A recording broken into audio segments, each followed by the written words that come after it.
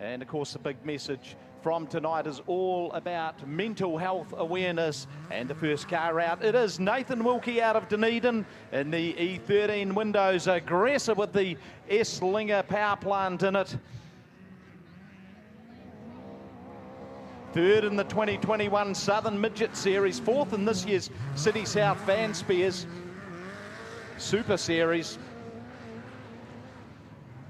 He's a 16.100 for his first lap. Track record is a 14.147. Sky might just be a little bit heavy along with that, the racetrack, before we start threatening that. But here's Nathan Wilkie coming round to take the checkered flag for the second of his time laps. Considerably better, a 15.671 for Nathan Wilkie. Next car out, Trentway out of Auckland in the 9 car. The Langslow Engineering Bullet by Spike with the Speedway Motors Toyota engine in it. And Trent is a regular down here at the BT for mates. He's a 14.545 for his first lap. And a driver that puts a significant amount of effort into it. Running American drivers in their car in a 15.662. Next car out, he is the New Zealand Midget car champion. It is Brad Mosen out of Auckland in the Greenway CP3 with the Toyota power plant in it. Two-time New Zealand champion, 3 times the North Island champion. He's got 3 Ruapuna Speedway feature wins under his belt, and he does hold the track record at 14.147. His first lap, a 15.331. Mosen doing double duty this weekend, also racing for Duff Motorsport in the 15C sprint car. Let's see how he goes with that one. Second lap for Mosen is a 15.147. 15.147. The 73M car of Carla Stone is next one out. The Ivent Spike, another one with the Esslinger engine. A sudden slow up for Stone. And that is not looking good at all for the 73 machine. So he will be recorded as a no time. The 67, well, what a way out of the fire into the frying pan. It is Ben Smith, his first night back at the Speedway. The ex-Dave Kerr, aggressive with the Esslinger. He's certainly a very accomplished TQ driver before he put himself on the sideline. Midget cars were always on his radar. Wheels up a little bit wide open and wild for Ben Smith. That will have taken a big chunk of time out of his first lap, a 16.724. 16.724 is Ben Smith's first lap. Let's see if he can keep the hammer down and post something a little bit better on the second lap. Cross the NPD 100% fuels, start finish line, and a 16.460 for him. The 57N car next out onto the track. That is Jamie Brown out of Nelson. Boy, they've clocked up some miles travelling between Nelson and Christchurch for a good number of seasons. And the copycat Brecker Esslinger, 6th in this year's City South Fan Spears Super Series. 4th in last year's Southern Series. Second generation midget car racer. First lap of 15.935 for Brown. Getting out into the heavier going there. And Brown's next lap of 15.864 for him. One of the absolute legends of speedway racing here in Christchurch. It is Glenn Jury in the 66 car. That is the Access Man King with a Toyota TRD. Former New Zealand TQ champion. Twice he won the Barry Butterworth Midget Car Series around the South Island. Jury, a 16.096.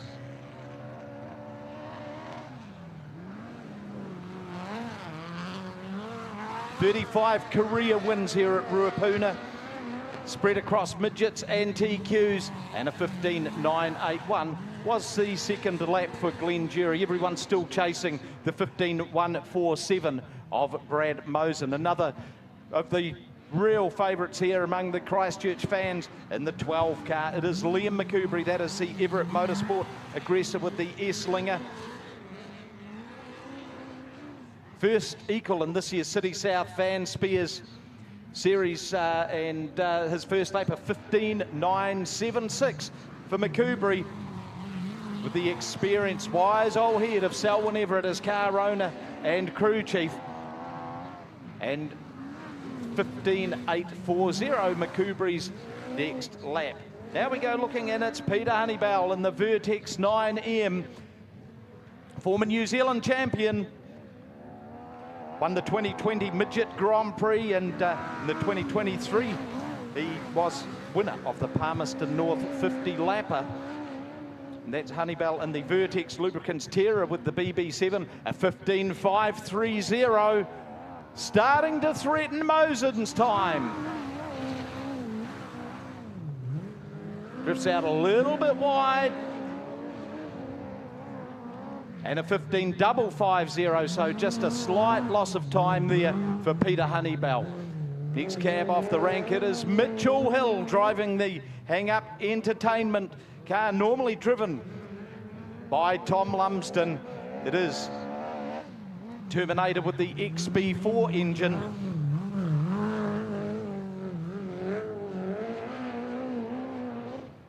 Of course, Hill first lap, a 16.287. First time putting his backside into the seat of the Lumsden Motorsport Hang-Up Entertainment car. And Mitchell Hill's second lap is a 15.993. Here he is, the one-man headline. It's Aaron Hodgson in the 35 car. The Carter tyre spike with the Stanton SR11. He is a real crowd pleaser. He'll leave nothing on the plate. That lap isn't going to go down quite so well in his books. 16.178 for Hodgson. 2019 North Island Midget Car Champion, and in 2023 he won the World Derby. Car just getting a little bit of a push on, so handling not quite at its best, a 16.143 for him. Unmistakably the greatest midget car driver that New Zealand has produced, Michael Pickens, 10-time New Zealand champion, the 2015-16 Australian champion, defending BT for Mates champion, and Pickens a 15.291, his first lap in the CRC King Toyota. Since he notched up that 200th feature, when he's got another 17, I think it is, under his belt. And what a record he has got. And Pickens a 15.415. So still Brad Mosen, the man sitting there on the top of the lap times with that 15.147. Morgan McEwen, the 24 car. That's the Ivent CP3 with the GRD Chev in it. Took out the B main here at the New Zealand Midget Car Championship. Q's first lap, a 16.121. Also got the hard charger award at the opening round of the Mida Series up north, and he's another one of these guys leaves no scraps on the plate. And McHugh's second lap, a 16.121. Well, here he is, Christchurch's Jack Lowe in the City South Fan Spears Breaker S-Linger. First equal in this year's City South Fan Spears Midget Car Super Series.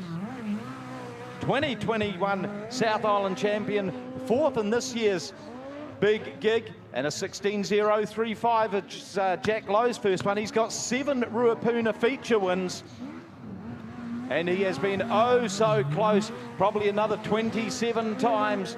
This lap looks a little bit more settled for him, and he's third quick with a 15.499. So Jack Lowe moves up into third quick. Another one of the local hotshots in the 88 car. That's the K&T drainage spike with the GRD. It is Jeremy Webb, the current South Island Midget Car Champion.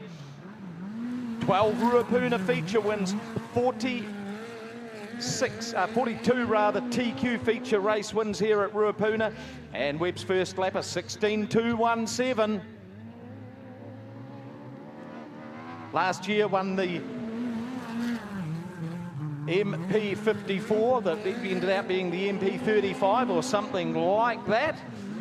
But nevertheless, a very good performance by him, and a 16.390 for Jeremy Webb. The 98 car, next car out from Ohoka.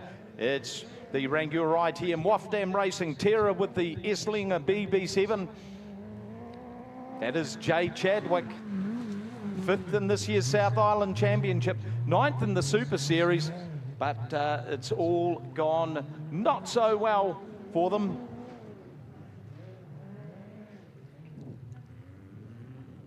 Quickly rattling through the cars out there on the track, and he's not going to post much of a time there at all. In fact, he's dropped off the page. The 71, one of the absolute rising stars of New Zealand midget car racing. It is Alec Inslee in the SG Yale Forklift King with the TRD Toyota engine in it.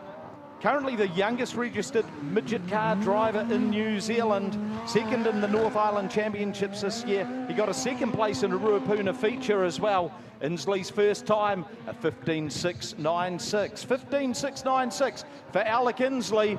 That puts him currently in 7th position in the BT for Mates time trials. And a 15.673 for Alec Inslee. The Denko, that's Paul Denson. Out there in the venerable machine. It's got a stealth chassis in it. The overcooked Sakuma, he'll keep his foot hard up it. A home-built, hand-built engine pretty much, and he certainly knows a lot about putting it back together. He gives that car absolute heaps. First lap was a 22.450, and I'm sure this one will be significantly better. Which in fact it's not, it's a 23.950 for Paul Denson.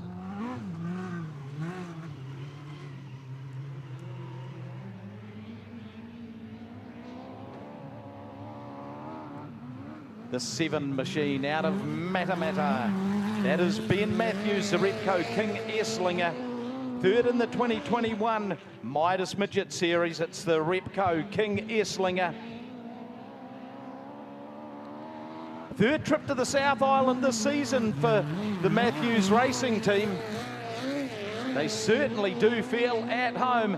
And Ben Matthews' first lap, a 16.032. Currently sitting there in 13th spot in the time trials. Everyone chasing Brad Mosen, and his second lap for Matthews. Well, that's a good one. He's pulled a good one out there. Leaps up into 8th spot with a 15.731. The V4 Chev. That's the IRA Automotive Brecker with the V4 Chev. Scott Miller, 5th in this year's City South Fanspears Midget Super Series. He's got a couple of Ruapuna midget car feature wins. Quite possibly the grousest sounding midget car that we're going to hear. He's raced sidecars, mini sprints. Just loves getting into that midget car. His first lap, a 17.298 for Miller. And a 17.370 was his second lap. Here is going to be one of the guys to keep an eye out for over the next week. It's Travis Buckley from Auckland in the Buckley System Spike Esslinger. Went down and raced at Dunedin a few weeks ago, took out the Jim Wilkie Memorial. First lap, a 15.955. Won the Harrisville Midget feature last weekend as well. He's a regular up in the USA. While we're all stoking the fireplace at home, Travis Buckley races the midgets in the USA in a 16.053. His second lap, Car number 4, that is Sam McCrenna from Christchurch, the complete concrete pumping CP3 with the Chef Gertie. He's got one Ruapuna feature win to his credit. Qualified for this year's New Zealand Midget Car Championship A main. And that was one of their big goals. McCrenna's first lap, a 17.091. And his second lap, a 16.549. Here he is, the NZ number 3. That's Mitch Fabish out of Te Awamutu in the Farmline Machinery Terminator with a GRD Chev. 2 international podiums in this year's International Series up north. 3rd in the New Zealand Midget Car Championship. Mitch Fabish, a 16.065 was his first lap. Certainly plenty of moisture out there, the very low skies. And a 16.251 for Mitch Fabish. Second to last car on the track now in the BT for Mates time trials. It's the 45 of Ben Morgan. It's the Graham Hill Roofing Aggressor Esslinger, second in the South Island Championships twice. A young driver that absolutely thrives on the big occasions. Morgan's first lap, a 16.184. And in last year's BT for Mates, he finished 4th in the feature race. Let's see how he goes this time. And it's a 8th quick, a 15.700 for Ben Morgan. Last car out, and he did set quick time the BT for Mates last year. That's Jaden Worthington in the 63 car. Another of the Aucklanders, the BSL Racing Terror with the Esslinger, 7th in the New Zealand Championship. Yet another one of those young up-and-comers from a great Speedway family. Worthington's first lap, he's there in 23rd with a 17.424. He'll certainly want to register something a little bit quicker than that. And Jaden Worthington's going to stop the clocks this time round at 17.086. So there we go, that's the time trials for the BT for Mates. What happens now, this will put the drivers for the midgets into their heat races. They get one heat race. They carry the points through from the time trials, and then some go through to the feature race, the 30 lap, and the I think it's the top 20 go into the feature, plus we'll grab some out of the B main. So that is the BT for Mates time trials. Tonight's quick time, Brad Mosen with a 15.147.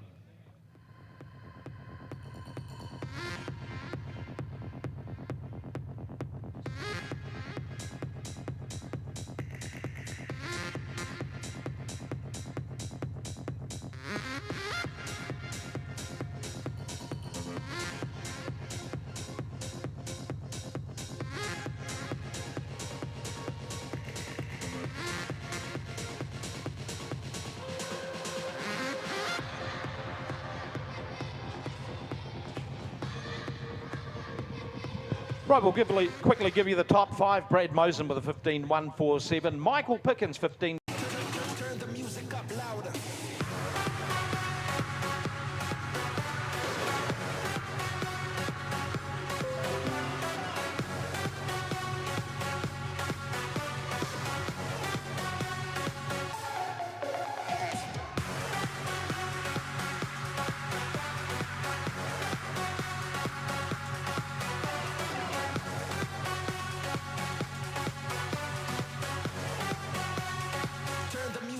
Louder.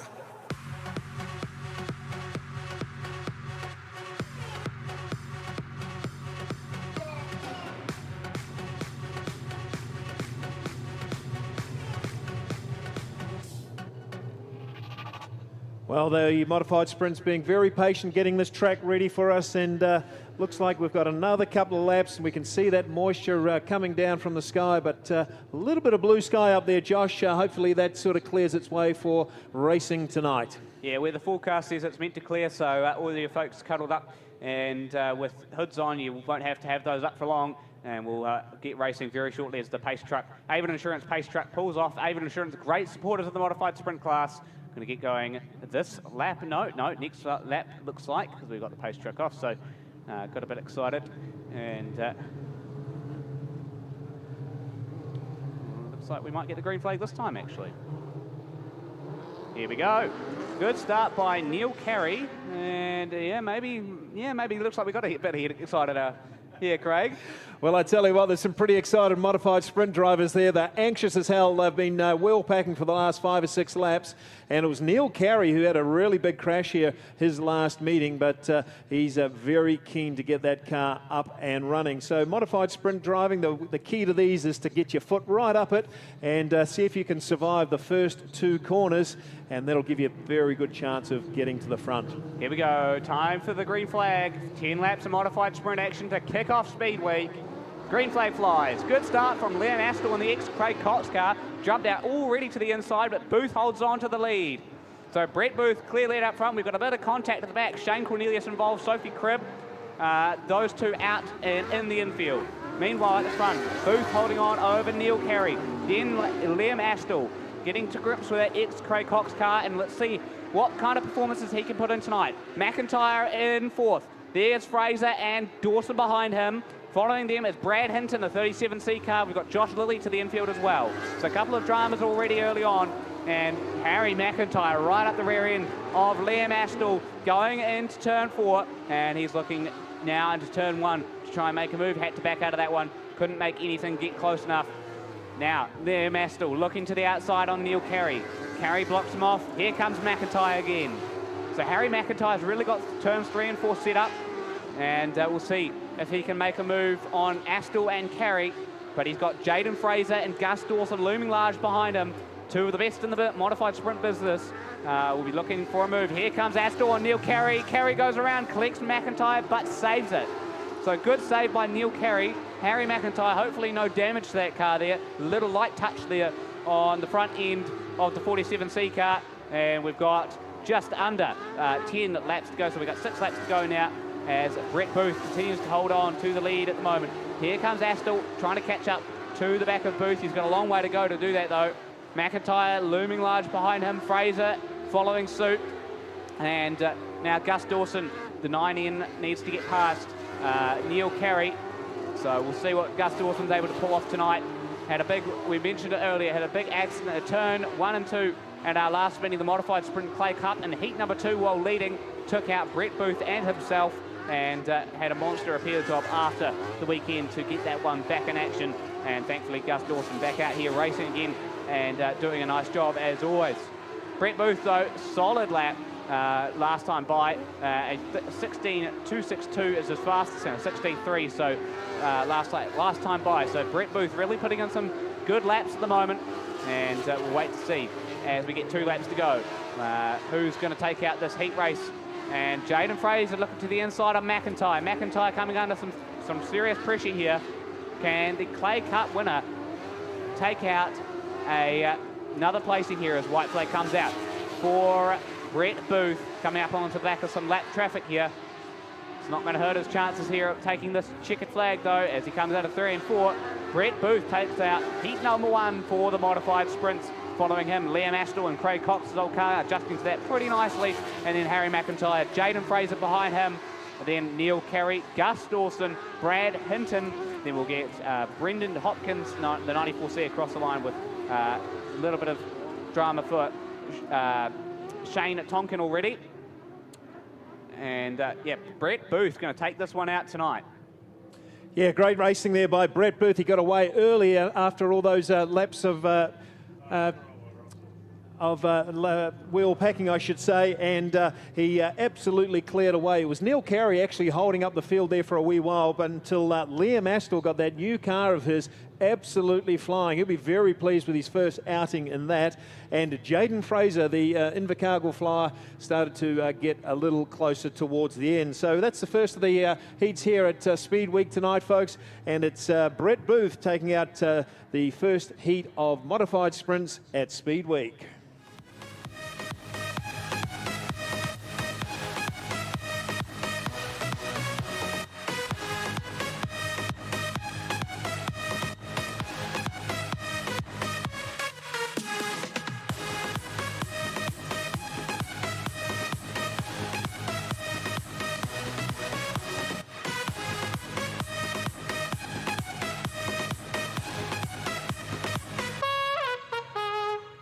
Yeah, some pretty... Three-quarter midgets are... As the adrenaline surges and the engines roar, we bring you the quarter midgets for their first race this evening.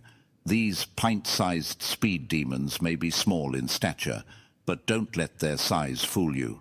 With lightning-fast reflexes and unmatched agility, these drivers are about to take you on a thrill ride you won't soon forget.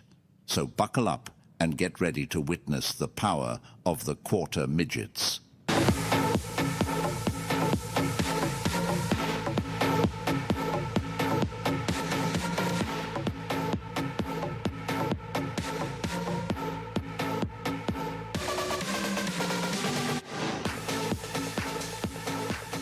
Here we go, 5 laps, the distance for the quarter midgets. Ryan Gallagher, Georgia Lewis, that front row. Behind them, Jackson Clark, Taylor Martin. Then Dakota Green and Miller Johnson. In row number 4, Kyler Hinton and Zane Hinton. And then behind them, Jack Brownlee is the first of our fast guys. He sits in the 9th spot, and next to him, Jack Reed.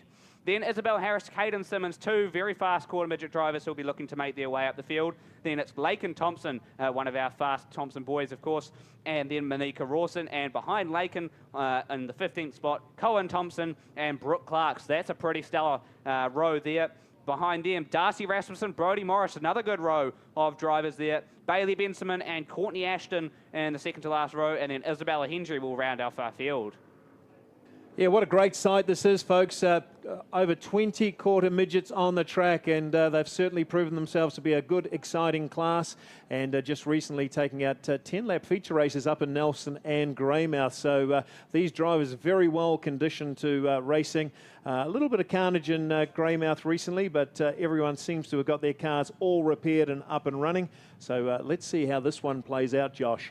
Absolutely, so keep your eye out. These are the car numbers to keep your eye on. 54C, Jackson Clark. You've got to keep your eye on 23C, Jack Brownlee's, 67 GM, Laken Thompson, and 54 GM, Cohen Thompson, 72C, Brooke Clark, 71C, Darcy Rasmussen, and 62C, Brodie Morris. Those are our real fast group of cars, and they'll be right up the front, making their way up to the podium places. They'll all be duking it out with each other, all very equally compared. So let's see who's going to be the fastest one of them all tonight.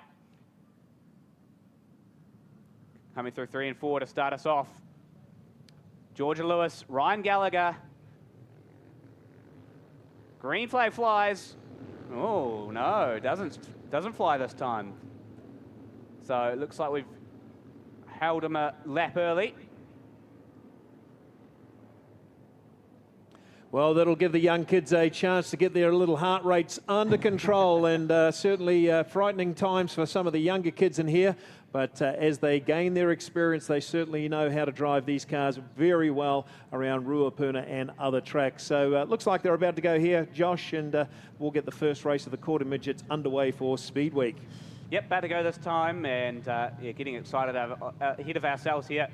Speed Week does that. Here we go. Green flag. Ryan Gallagher gets a bit bogged down there, and that allows Jackson Clark already to the inside on Georgia Lewis. Oh, that was a bit of a cut-off move there from Jackson Clark. Lewis getting all loose off there. Taylor Martin now coming around the outside on Georgia Lewis, as is Ryan Gallagher. So Lewis getting swallowed up. But here comes Brownlee's on the inside of Simmons. So Jack Brownlee's 23C moving to the inside on Caden Simmons. Simmons fights back.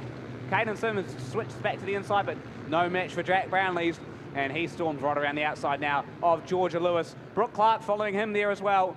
So, yeah, Brooke Clark making her way up to the front already. Darcy Rasmussen looks like he's got a problem in a different car than usual this week. He's running Bailey Bensimon's old car due to some complications with the 71C main car. Meanwhile, at the front, Jackson Clark storming away over Taylor Martin, Ryan Gallagher, and then Jack Brownlee's in fourth, Brooke Clark fifth. Here comes one of the Thompsons. It's hard to tell which one's which because they're both very similar looking cars, and I'm guessing that one is Cohen Thompson, the 54 GM midget, quarter midget, Mike Greer Holmes Nelson Series winner. And it's going to be Jackson Clark still holding on with 2 laps to go, going through 3 and 4 to make it. 1 lap to go this time by.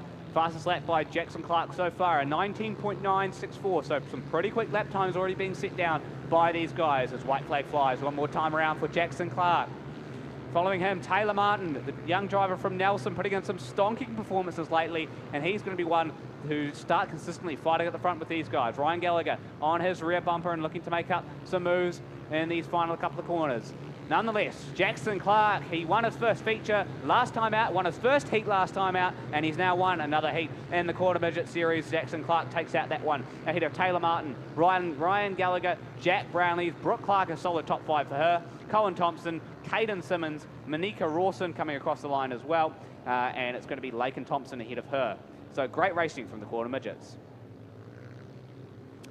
Yeah, great stuff. Jackson Clark, you've come into a real purple patch of form late in the season. And as Josh indicated, it was a first feature race and heat for you the other meeting. And you've taken out the first heat here in the quarter midget at Speedway. Congratulations to the 54C of Jackson Clark.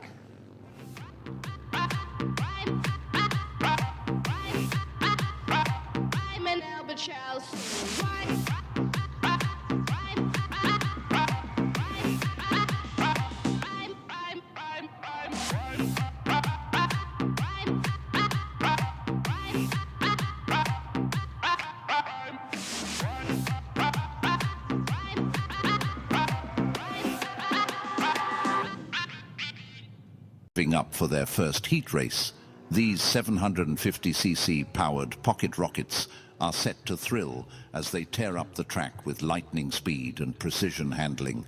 Get ready for an adrenaline-fueled showdown as these drivers showcase their skills and determination to take the checkered flag.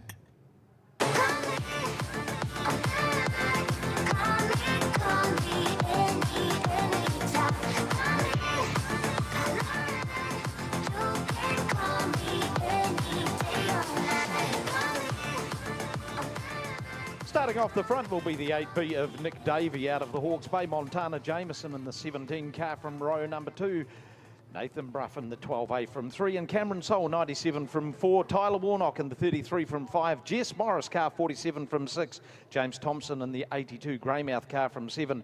Maya Nicholson 4N from grid number 8. Tim Yellowlees in the Valvoline 5 from 9. Ricky Brett in the 9 from 10. Marty Knight in the 98 from 11. Regan Tyler 56 from 12. Aaron Findlay 38 from 13. Blake Findlay 83 from 14. Ethan Smith in the 91 from 15. Isabel Clark in the 7 from 16. From 17, Jamie Booth. 18, Will Pilcher. 19, Sean Shilton. 20, Jaden Corkill. And starting from the back will be Jonty Austin.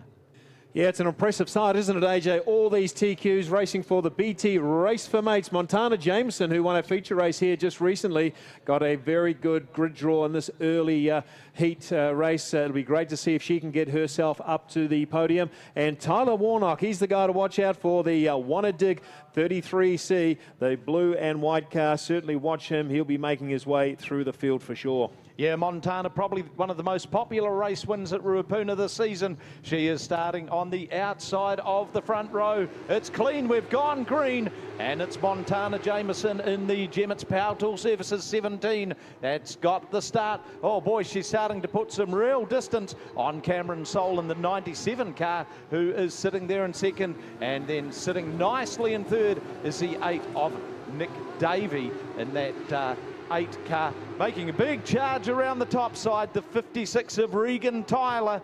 Remember, he won last year's BT for Mates TQ feature race, and Tyler's already moved up into 4th spot. A big hard charge for him from grid number 12, but it is still Montana Jameson. Cameron Soul and the 8 machine of Nick Davey commanding the top 3. Here comes Tyler. Big run from him in the 56 car. He goes low, he goes high, and he comes out into 3rd spot. And we go back to Jess Morris in the 47 and Tyler Warnock in the Wanna Dig 33, just starting to flex his muscles, as is the former New Zealand champion in the 9 car, Ricky Brett. And Brett, boy, he started a fair way back in the field too, so all eyes will be on Ricky Brett in the Melrose 9 machine. No holding Montana Jameson back. Little bit of a scuffle went on. Looks like we've lost the 8 car of Nick Davey, who's looking so promising, but it's Montana Jameson, Regan Tyler, Cameron Soul looking very settled in the 3rd spot.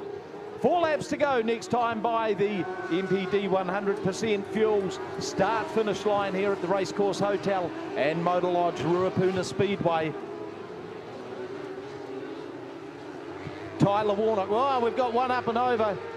That was the 9 of Brett. You just see a hole developing at the entrance to turn number 1. Brett got into it, got sideways on.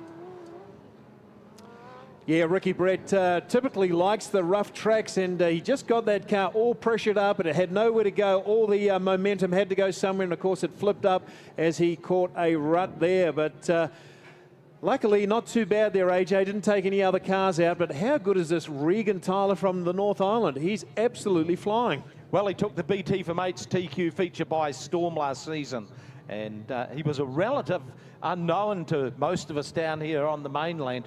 Oh boy, he is super impressive. The double file restart, and Montana Jameson, boy, she is going to be in for a real old scrap there. Ethan Smith in the 91 car. He's another one that he's had a really solid season here at Ruapuna, and currently sitting there in around about 6th spot. Yeah, Ethan certainly has his eye on this particular race. Bryce Townsend, very meaningful to the Smith family, of course. And it's Ethan Smith who's probably driven as well as anybody this year. Certainly got a lot of power on that TQ of his, and he's in a pretty good position to make some moves. And of course, Montana Jameson, hasn't her form come right towards the end of the field here? She's certainly been one of the very quick quarter midget drivers many years ago, and this car is really coming on this season. Watch out for the 17C. Yeah, absolutely right. She was an absolute standout a good number of years ago in the quarter midgets, and yeah, sort of almost like journeyman-like in the TQs for several seasons, but boy, she has really come on song. Her father, Mark Jameson, former New Zealand solo champion, turning the wrenches on that machine. Looks unfortunately they've got to hook the 9 car of Ricky Brett onto the push truck. Yeah, former New Zealand champion, as AJ's already said. Ricky Brett come back into TQ racing this year after a few seasons off, and has gone particularly well. Took out a feature race recently, and it's sad to see that car taken off. Hopefully they can get it fixed up for that next race coming up a little later in the afternoon. But what a sight, all these TQs on the field, and good to see some pretty good racing, even though the track's slightly challenging at the moment, AJ. Yeah, it is, and we're sort of up there looking around at the weather before, and we are encircled with some of this very low cloud, just hoping the wind sort of plays its hand in this, because that's what we need, is some wind to blow it away, not blow it in this direction. So it looks like we've got the Melrose Motorsport TQ into the infield. Once we get that all settled, we'll get the green flag up and running. And these 750cc Suzuki-powered TQs will make their way around the Ruapuna Oval. Yeah, big challenge in front of Montana Jameson. Can she hold out Regan Tyler? The hard-charging Tyler in the 56 car out of Kihi. And he's certainly brought some form down. Green flag flies again. Good start by Jameson. She's going to run out a little bit wide around the possible issue there going into turn number 1 and 2, but Tyler, boy, big old drag race going on between these two. Tyler carried a lot of momentum into the Stadium Finance corner, takes over the lead. So it's Regan Tyler, Montana and Jameson. Then we go back to Ethan Smith. Smith challenging Jameson for that second spot now. Boy, what a big challenge it is as well. Ethan Smith down low, just trying to move Montana Jameson out of the way. And the Altherm 91 car, boy, throwing out a real challenge. Do not ride off Tyler Warnock in the Wanna Dig 33 machine. Currently sitting there in that fourth spot, just waiting for an opportunity. Perfectly weighted move by Smith. Gets himself up into the third position. But Regan Tyler is gone like the proverbial robber's dog. At the front of the field, white flag, one more lap to go. First TQ race of the evening. And it's Regan Tyler, Ethan Smith, Montana Jameson still clinging to that third spot. But Tyler Warnock throwing everything at it, including the kitchen sink. He's going to come up short. The dash for the line. Regan Tyler takes win. Ethan Smith second, Montana Jameson third, Tyler Warnock fourth, and rounding out the top five as Ethan Smith's car stops in a big cloud of steam down there. Boy, he was certainly running it hard, wasn't he? Yeah, didn't catch that one, AJ. Just seeing Ethan's car there expired. It looks like it's blown a radiator, I would imagine, but certainly jumping out with what appears to be some burns. Certainly some hot water being spilled everywhere, I would imagine. But good to see Ethan out of that car. But let's get back to our winner, Regan Tyler. What an impressive win that was from our North Island flyer. 16.17 seconds is the lap time. That happened to be the quickest lap time as well. Ethan Smith got past the finish line before that car really expired. So well done to you, 16.29 seconds. And Montana Jameson, congratulations. You did hang on to third. You'll be slightly disappointed, but good to see that you made it onto the podium in that race. So let's give it up for Regan Tyler. For the Avon Insurance New Zealand Sprint Car Grand Prix. The engines are roaring, the excitement is building, and our first heat race is about to kick off. Get ready to witness some of the fastest and most fearless drivers in sprint car racing go head-to-head in a battle for supremacy on the track.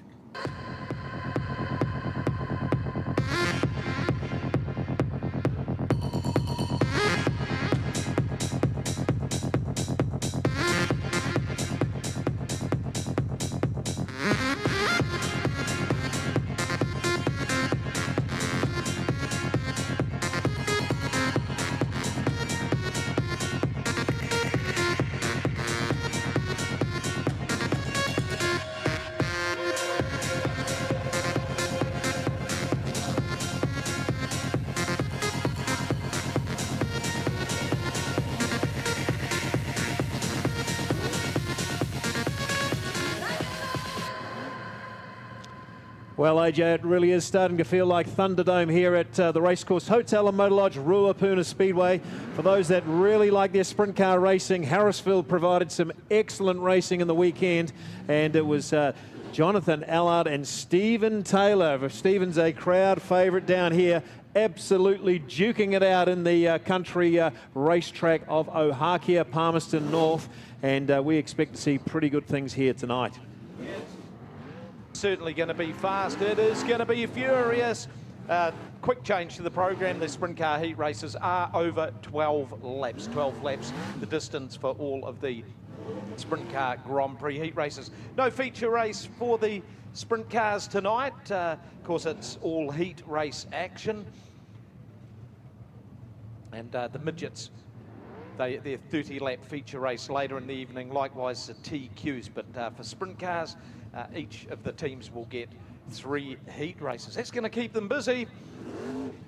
Well, there's plenty of action here tonight, plenty of classes racing, and plenty of sprint car racing that seems to be so popular here at Ruapuna. Good to see Daniel Thomas here, the 55 car just over the back straight there. Of course, the last time we seen Daniel here, he took out the New Zealand Sprint Car Championship, a very prestigious win for him. The other cars to watch out for, of course, we've talked about Jonathan Allard, our 54A car. Of course, we often see him with the USA numbers on his car, but one of the champions here for sure. Just a few hot laps here, folks, to get some engine temperature into these sprint cars.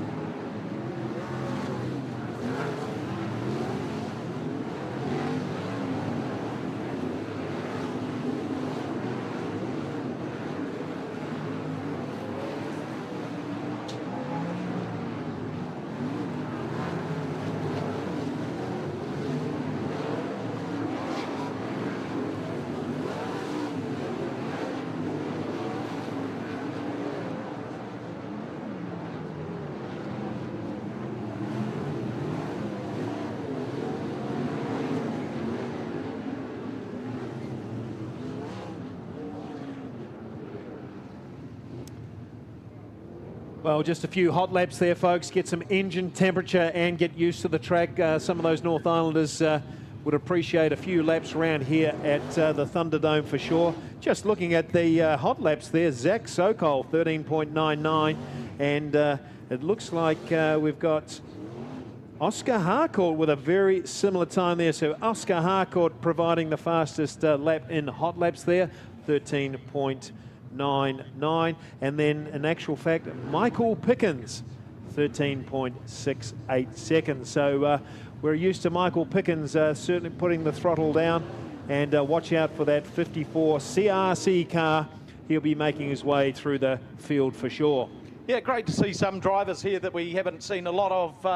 But Paul Donovan, he's made appearances here on and off for a long, long time, making the big trip down from Napier. A great guy, Paul, and he's driving that cool chassis machine created by Kiwi John Cooley, who made a big name for himself in Australia and manufacturing cars up in the USA. John now lives in New Zealand. How good to have Jacob McIntyre here. Living proof that the cars can tow from the bottom of the South Island to the middle of the South Island. He is the sole flag flyer for the Cromwell and Invercargill Brigade. And this guy is obviously learning lots racing with such a big field. That's what it's all about. You want to test yourself, put yourself up against the best. Sean Ashton in the 73 car. Sean, bit of a part-time racer with no disrespect at all. Won the Salute to Goody a number of years back, but business commitments, he gets pretty tied up and says, I'll race the car when I can. And when he does, he always puts on a whale of a show. Well, this is setting up to be an absolutely explosive heat race with a couple of our local guys at the front who are pretty quick, but got all the very fast guns just in behind. Watch out for early passes here, folks. It's the first heat of the sprint cars here at Speed Week this week. Here we go, folks. It's time the flag flew for the first heat race of the 41st New Zealand Sprint Car Grand Prix. Race leader Sean Ashton, down the back, shoot behind him Connor Rangi. Then we've got Jacob McIntyre, Jonathan Allard, and behind him the 55 of Daniel Thomas. Oh boy, threading the needle, close and personal with Allard. Allard on a mission. Oh, McIntyre gets sideways on. That's gonna bunch them up. It was Zach Socko, very much the innocent party of that one. Got all sideways on, lost a few spots. Sean Ashton leading the way. Oh boy, he's running the wheels off the Complete Automotive 73 car. Breathing down his neck is Connor Rangi in the Dalton's 57. Then when we go back to Jonathan Allard, sitting in third, Daniel Thomas, Oscar Harcourt. Harcourt putting in some good solid laps, sitting there in that fifth spot. Some of the big boys got some work to do to get among the points. 4 laps down, it's still Sean Ashton. Look at the two Dalton's cars. They're certainly starting to apply some real pressure. The compost is about to fly.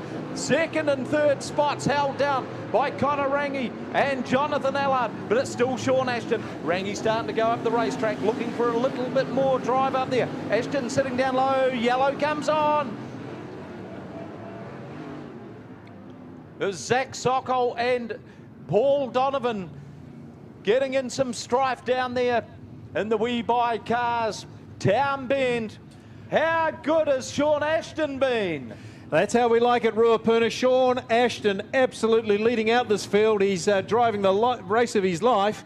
And did you watch Jamie Duff and Michael Pickens going toe-to-toe? Jamie Duff giving the big right rear and said, "You're not coming past me," and managed to secure his position again. What a great start this is to Speed Week, AJ. The sprint cars providing it for us. Yeah, absolutely. It is the charge of the lightning fast brigade.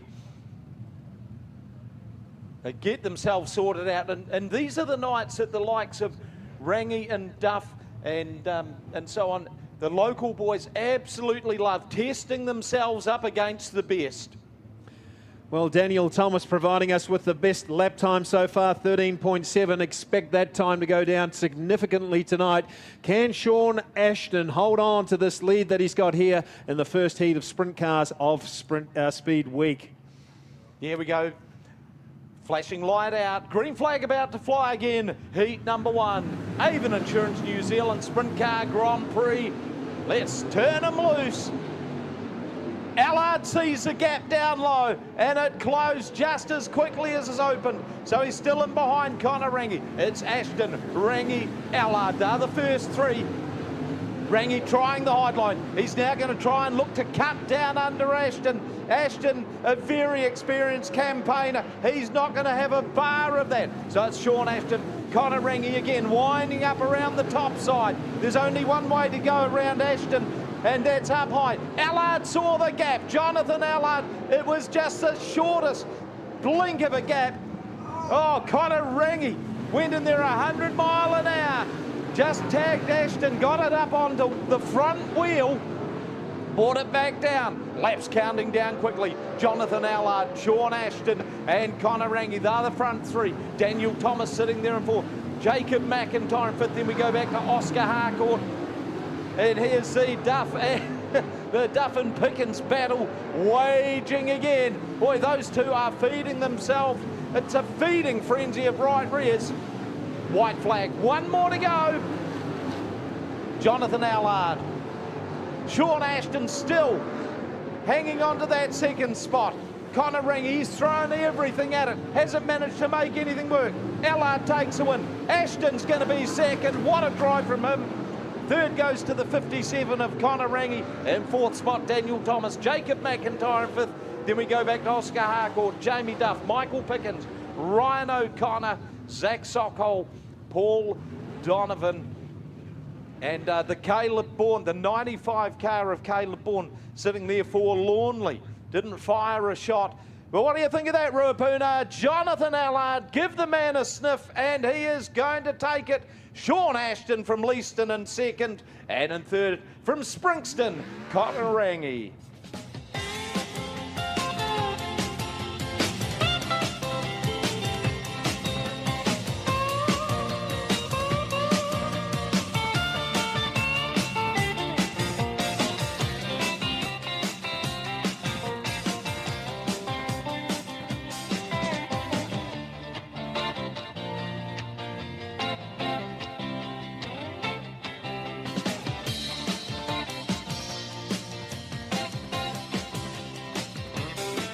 Another big shout out, our old mate Kevin Proctor tuning in on the live stream from somewhere in Australia. I think Kevin and Joyce are doing a little bit of tripping around, but KP, a great, one of the great midget car names, great speedway names from Ruapuna from back in the 70s. And he doesn't miss a beat. He knows everything that's going on. Such is the strength of the streaming. So if you're enjoying tonight's stream, wherever you are in the world, welcome to Ruapuna Speedway here in Christchurch, New Zealand, night 1 of the Speed Week.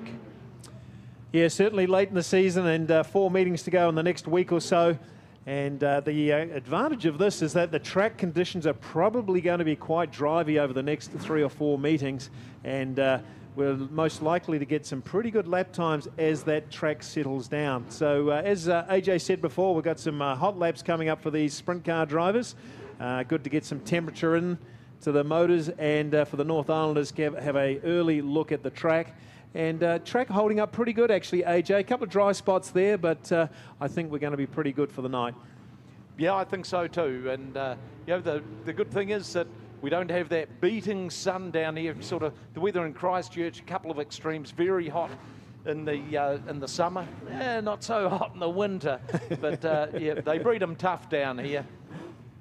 Just waiting for the green flag to fly for their hot lap session.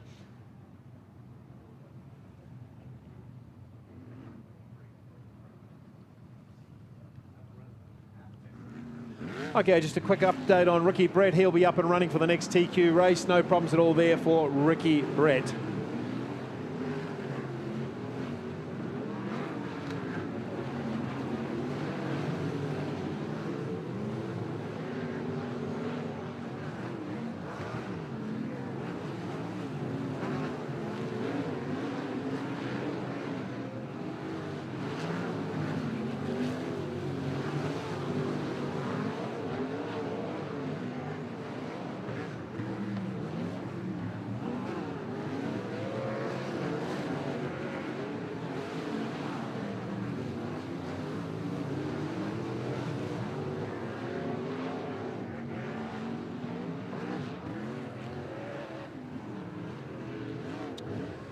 Well, no surprises there. Joel Myers Jr. picking up that quick lap time in the hot laps, 13.96 seconds. As we've said already, a long way away from the track record. Ladies and gentlemen, hold on to your seats because heat race number 2 is about to begin in the Avon Insurance New Zealand Sprint Car Grand Prix. These sprint car drivers are revved up and ready to put on a show, pushing the limits of speed and skill as they race towards victory. It's going to be a thrill ride you won't want to miss.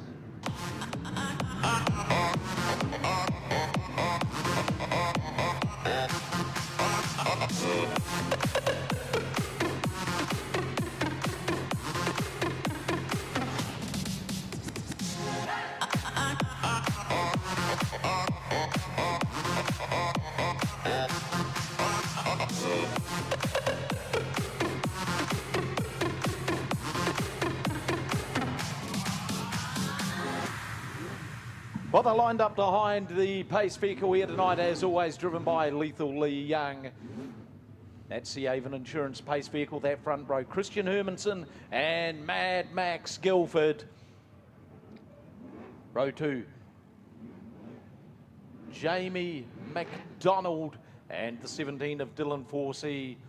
Then we go Larson and Taylor. Boy, that's a heavyweight row. Row number 3. Row 4, Joel Myers and Matt Honeywell, and all on his lonesome at the back. Matthew Levisage, 12 laps the distance. Let's send him away. And it's Guilford got a pearler of a start. Hermanson into second position. Oh boy, they're fighting it out. McDonald in third. Then we go back to Dylan Forsey in fourth. Behind him is Jamie Larson. Hot on Larson's tail is Stephen Taylor with Joel Myers Jr. Myers cuts down low, trying to see if there's going to be anything there. They're going to get themselves sorted out. But Guilford, boy, is starting to really crank up. The Daniel Anderson Motorsport Ranch Bar and Grill 46 car. Christian Hermanson hanging on to second spot. He is coming under some real pressure from Jamie McDonald.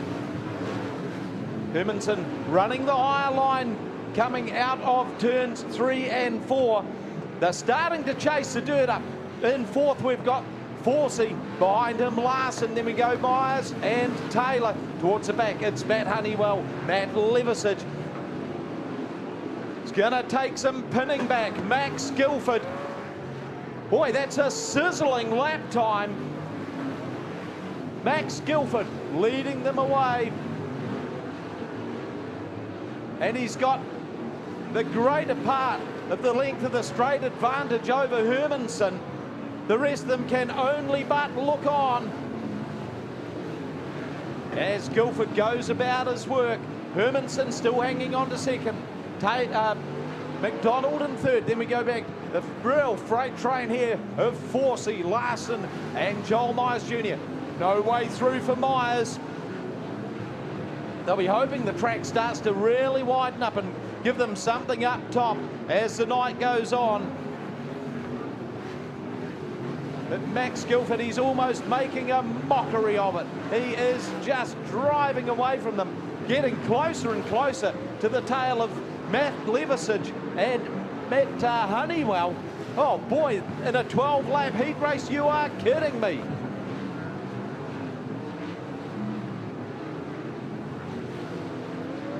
Hermanson looking solid in second spot in that 99 car. And the Haikoki 71 of Jamie McDonald. With so many laps here through his long and storied career, we got Taylor around. This is going to bring the yellow on. Just a couple of laps to go. Yeah, Stephen Taylor getting all hooked up there on turns 4, and that car coming to a stall. Nothing too serious by the looks of things, but Max Guilford absolutely flying at the moment. A lap time of 13.02 seconds. Almost busted the 13-second mark, and that car is looking as settled as ever. The Ranch Bar and Grill 46C of Max Guilford. Yeah, he has looked so good in that car since he sold his sprint car, and Dan Anderson said, well, we've got a car here, you might as well come and run it. And Guilford looking solid. Solid as a rock in the 46 car. Well, Christian Hermanson will be licking his lips now. He's got a chance to put a move on Max Guilford, of course, and Jamie McDonald sitting in there in third. They couldn't get near Guilford. He was absolutely gone. And, of course, this restart gives all the other drivers a chance to take him on. Yeah, Dylan Forsey, how good is that kid going, sitting there in fourth? Absolutely. Not putting a foot wrong. The 41st New Zealand Sprint Car Grand Prix. Joel Myers Jr.'s car puffing out a bit of oil. Nothing too serious about that one. And he'll be looking to make a couple of moves in the first couple of corners. Yeah, it's just about a nightly occurrence, isn't it, for the 1NZ. Green flag flies. 3 laps to go. That's once again Max Guilford. He is shredding them. Guilford in the lead. Behind him, Hermanson. Hermanson goes out wide. The door's wide open for J-Mac down low. Big old drag race down the front chute. McDonald couldn't make any advantage on it. Ah, Forsey's car's slowing. There's Dylan Forsey. Retires to the infield. Big move by Joel Myers Jr. Up there into 4th position now. What a battle royal going on there for 2nd and 3rd between Hermanson and Taylor. That our race leader, and he is going to take the checkered flag. It's Max Guilford. Who's going to take 2nd? It's going to be Hermanson from McDonald. Then we go back to Myers. Behind Myers, Larson, Honeywell, Levisage and Taylor. But oh boy, the 17 car struggled for about half a lap, and then Dylan Forsey bought it, and let's hope that's not too great a issue. They're pretty well kitted up with gear down there. What do you think of that, Ruapuna? Max Guilford takes out the 2nd heat of the Avon Insurance Sprint Car Grand Prix.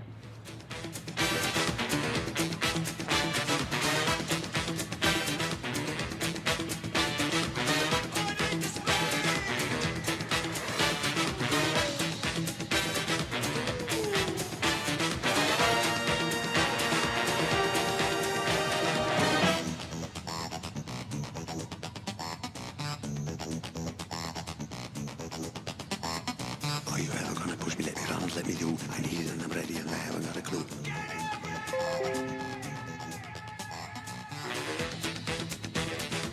For Mates series. Our first heat race is about to begin, featuring some of the fiercest competitors in the midget racing scene. Get ready to witness adrenaline-pumping action as these drivers battle it out for supremacy on the track.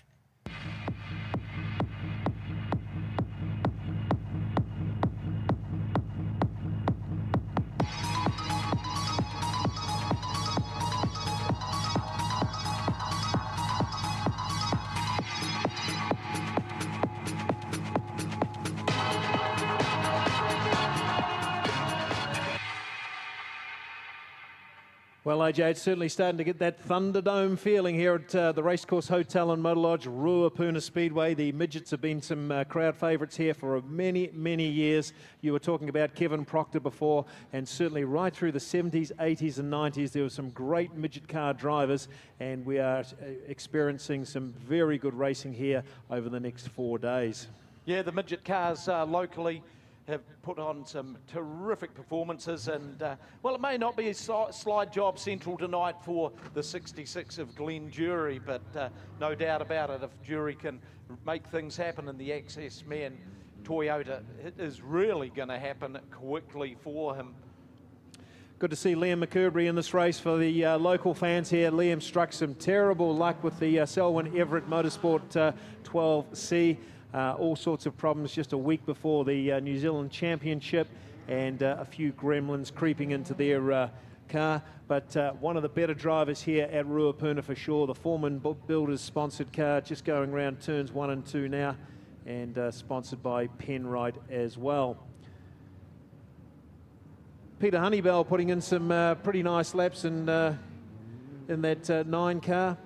He's an ex-New Zealand champion, and certainly looks very quick and racy tonight, AJ. Yeah, he's only a wee guy, but boy, he he punches well above his weight in the midget cars. Just another one of the fearless racers that there is out there. Sam McCrenna, he'll be absolutely lapping this up. He wasn't phased one little bit at the New Zealand Midget Car Championships earlier this season. Pulled off a couple of stunning drives in that one. And of course, some of these North Island boys we get to see a bit of. Morgan McEwen, the I-Built 24. Yeah, we've seen a bit of Morgan down here, which is outstanding. Brad Mosen, of course, he's been coming down here for the pretty close on 20 years. And how good is it to have Wayne Green and his team down here with that NZ Wonder? They make no secret of loving coming down to Ruapuna. And if the track widens out, oh boy, we're going to have some real fun on there come feature time. Jay Chadwick in the 98 car. You know, luck does desert them from time to time, but you know, when things go right for him, they go super well. Yeah, another driver from the North Island that we enjoy having here at Ruapuna, Alec Inslee, just 17 years old, driving the 71 car, Yale-sponsored midget, and went particularly well last year, and he's looking to improve his results here at Ruapuna this week.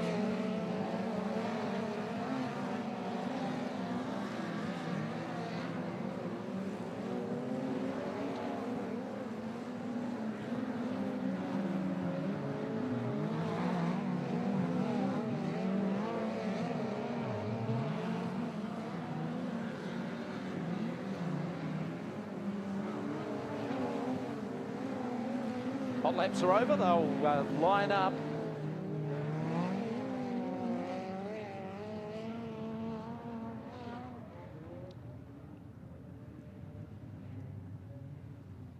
Certainly see a bit of a cushion starting to build up here, Craig, at the entrance to turns 1 and 2. Watch some of the big guys starting to hook the right rear into that. It looks like it's going to be a mover as well, so... Well, for those that are trying to understand what we're talking about, AJ, that cushion there is a place where these guys can rest their right rear tyre, and they get pressure in that tyre and they start to spring through the corner, and it gets some real momentum going around the outside of cars. It's a bit of a hell ride, to be honest, mate, when you're trying to do it, but once you get it right, you can certainly gather some momentum and make some very easy passes. Yeah, as per the old song, it's a fine line between pleasure and pain. Absolutely.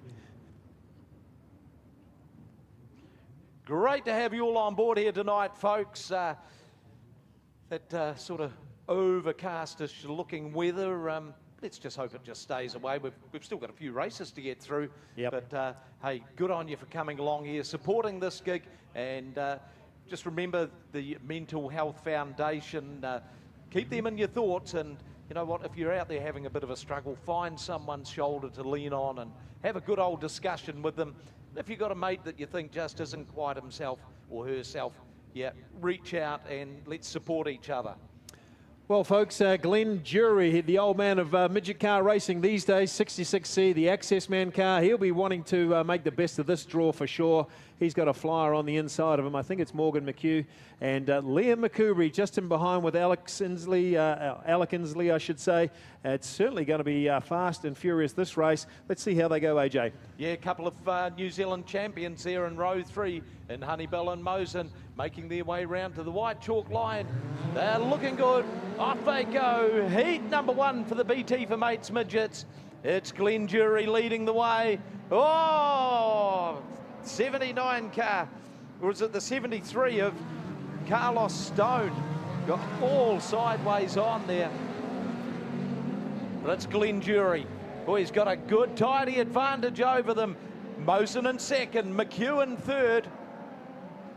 Then we go back to Alec Inslee. Yellow lights on. Jay Chadwick ground to a halt, exiting turn number 4. Yeah, difficult to know what happened to that car, the 98C car, just expiring there on turns 4. Tried to get it to the inside by the looks of things, but that car coming to a complete halt. Great start there by Glenn Jury in that race. Got in front of Morgan McHugh and started to put a bit of a gap between them. And as you said before, AJ, it was Carlos Stone. He'd be very grateful for this restart because he was a long way behind the field there and just got it all wrong going into turn 1. Yeah, Glenn Jury, he's been racing, it must be approaching about 26, 27 years, maybe. He might be nudging 30 years of racing. He started when he was young, I've got to say, and his wife Alison, she used to race the TQs as well. Yeah, and she did, yeah, great. Alison Wood, she was a great wee racer in the TQs. 2010 New Zealand TQ champion, Glenn Jury, and you know, they just about tore the place to bits when he won that. What a night. So Jay Chadwick on the hook truck there, so not a good sight for that car.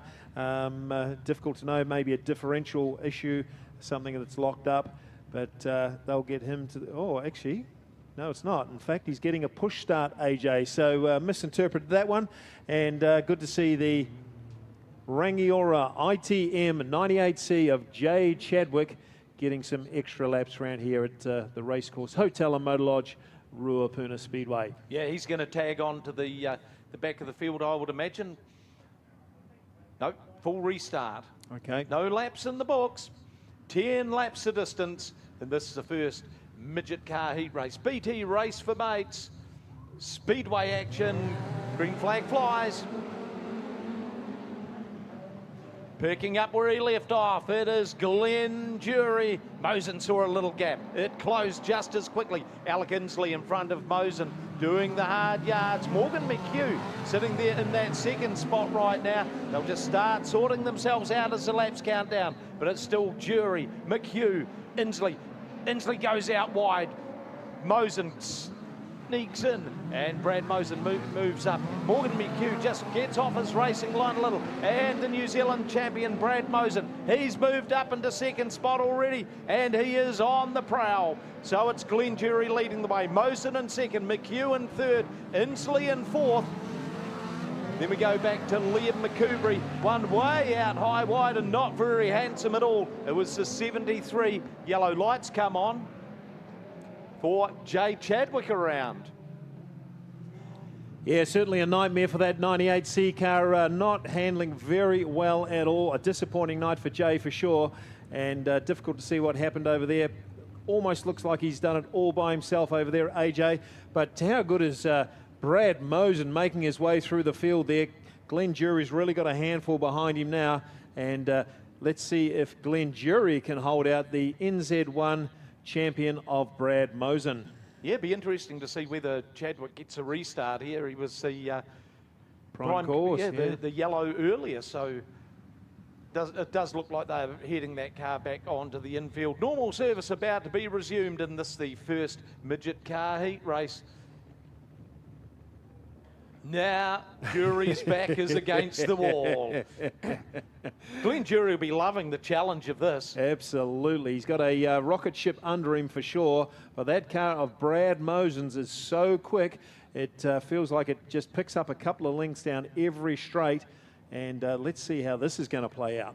Yeah, of course, he is the pace setter as Glenn Jury, so he knows when he's going to put his foot down. Mosen can only second guess. Oh boy. Yeah, he pulled the trigger very, very quickly. So it's Jury, followed by Mosen. Yellow lights come on. Yeah, that was a pretty poor start, that one, with Brad Mosen virtually on the inside of Glenn Jury, and I think it's single file restart at this stage, AJ.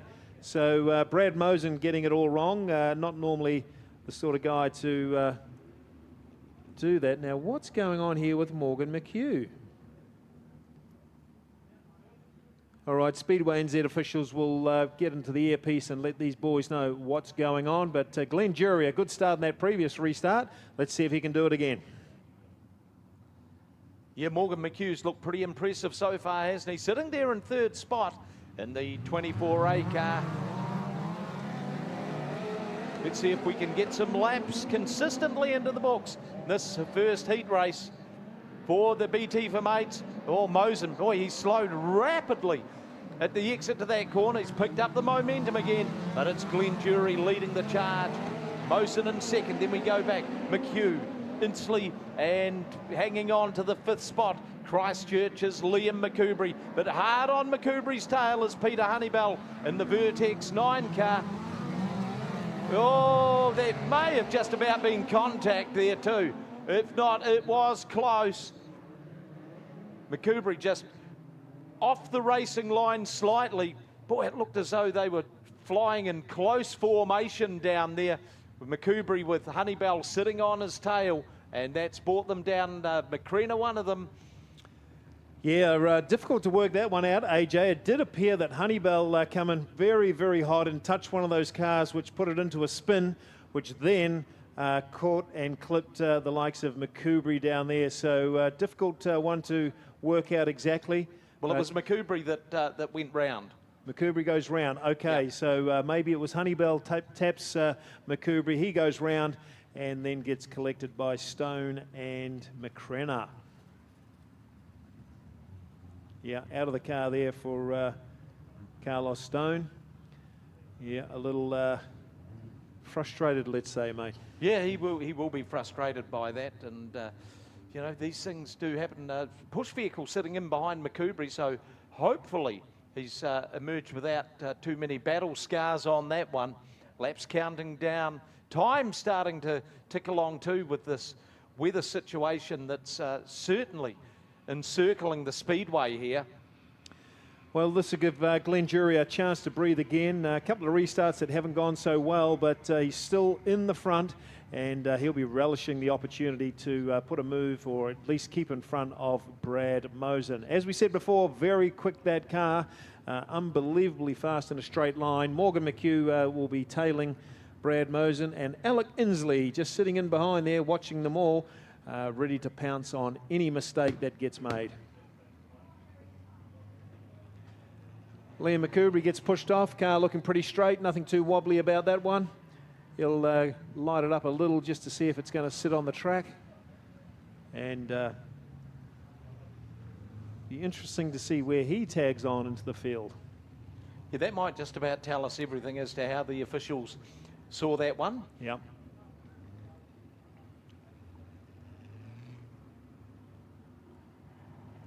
Very powerful engines, these midget car engines, 380 horsepower in a very lightweight frame. Power to weight is enormous, capable of pulling wheelies at their leisure. And let's see how Glenn Jury goes. Yes, just 3 laps down, 7 to go. McCoubry retires to the infield. So it's Glenn Jury, Brad Mosen, Morgan McHugh hanging on to 3rd spot by the skin of his teeth, because behind him is a hard-charging, high-flying Alec Insley. But it's still Christchurch's Glenn Jury. Got his nose in front and looking good. Mosen hanging on to that 2nd spot. The current New Zealand champion does play a very patient waiting game as we lose McCrenna to the infield as well. Bit of a fly symmetry of midget cars starting to develop there here at Ruapuna. But what a battle we've got at the head of the pack. It's still Glenn Jury with Brad Mosen in behind him. Lap starting to count down quickly. Mosen, no answer for Drury at this stage. McHugh still in the 4th spot. Insley in 5th, rounding out the field is Peter Honeybell. Change of tack from Mosen. Went up high. Drag racing starts to develop between these two at the front. But it is Jury just getting that right rear tyre up against the cushion. Comes down a little bit lower through turns 1 and 2. Oh, you've got a couple of master blasters at the front of the pack here. White flag about to fly. As they make their way through the prison bend, it is still Christchurch's Glenn Jury. He will be loving this. Goes out high and wide. Mosen tries to pinch the car down low. Couldn't make it work. Now going down, we've got the flag out again. It's Honeybell this time. The racer just doesn't want to finish. Well, we all had our heart in our mouth, didn't we? We wanted Glenn Jury to win that race, and Peter Honeybell tips his car around a little, and it's going to be a one-lap dash for the prize of this particular midget car race. Man, that's one of Glenn Jury's better performances of the year, holding out the 1NZ of Brad Mosen. Peter Honeybell coming to the infield, and we're left with just 4 runners. So certainly all those cars coming to the infield. Looks like Peter's going to get a restart, which is good. And probably worth it now with just 4 other runners on there. You're going to get some points for 5th for sure. Get a likely transfer spot. Yeah. For tonight's main.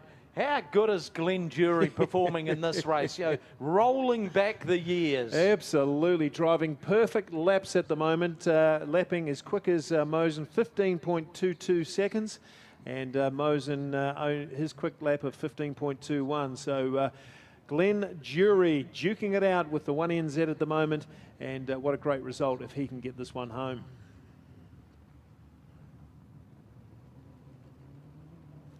So Honeybell's car pushed off. He'll tag onto the back of the field.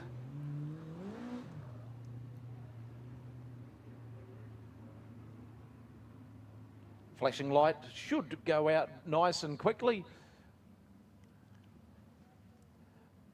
Which means we could go green next time by.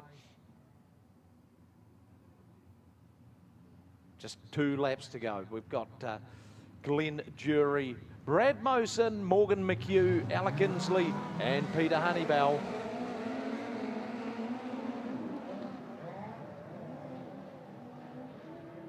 Oh, McHugh just got a big old bounce on. Here we go. Mosen's got right up inside. Jury starts shoveling him across the track. Jury's too old for those sorts of tricks. Checkered flag flies. Mosen takes the win. Glenn Jury second. Then we go back to Morgan McHugh. Peter Honeybell rounding out the field. Alec Inslee. Morgan McHugh, big moment as they went through the Stadium Finance We Buy cars. Turns 1 and 2 got a big old bounce on. Alec Inslee, maybe the one who was impacted on the most with that, and that was the midget car heat number 1. Mosen taking out the win. Jury second, McHugh third, Honeybell fourth, and Alec Inslee fifth. Well, it wasn't to be for Glenn Jury, but a pretty good performance nevertheless. It took the 1NZ driver of Brad Mosen to really shuffle in nice and tight and press that Access Man car up. Congratulations to you, Brad, showing all your class here tonight.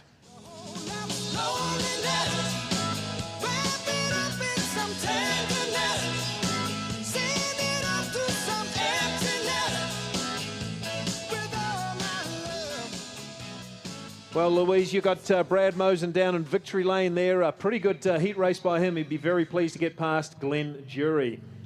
Picking up the first heat race win of the night here, Brad. Obviously, you had to really work for that one, chasing down Glenn Jury for a number of laps and surviving those restarts there. Yeah, it's just a matter of getting to the end. You know, the way this format works, it's not crucial, but obviously when he's there, we're gonna have a go. The motor feels like it's starting to lay down. Guys, if you're listening, we've got some work to do. Feels like there might be a bit of an issue starting, so hopefully that's nothing major, and we can be out for the feature in good shape. The crew will get to work on the 1NZ of Brad Mosen, picking up heat race number 1 tonight for the BT Race for Mates.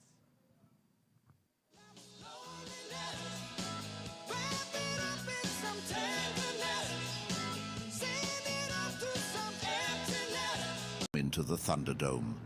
These young racers may be newcomers to the scene, but don't underestimate their skills behind the wheel.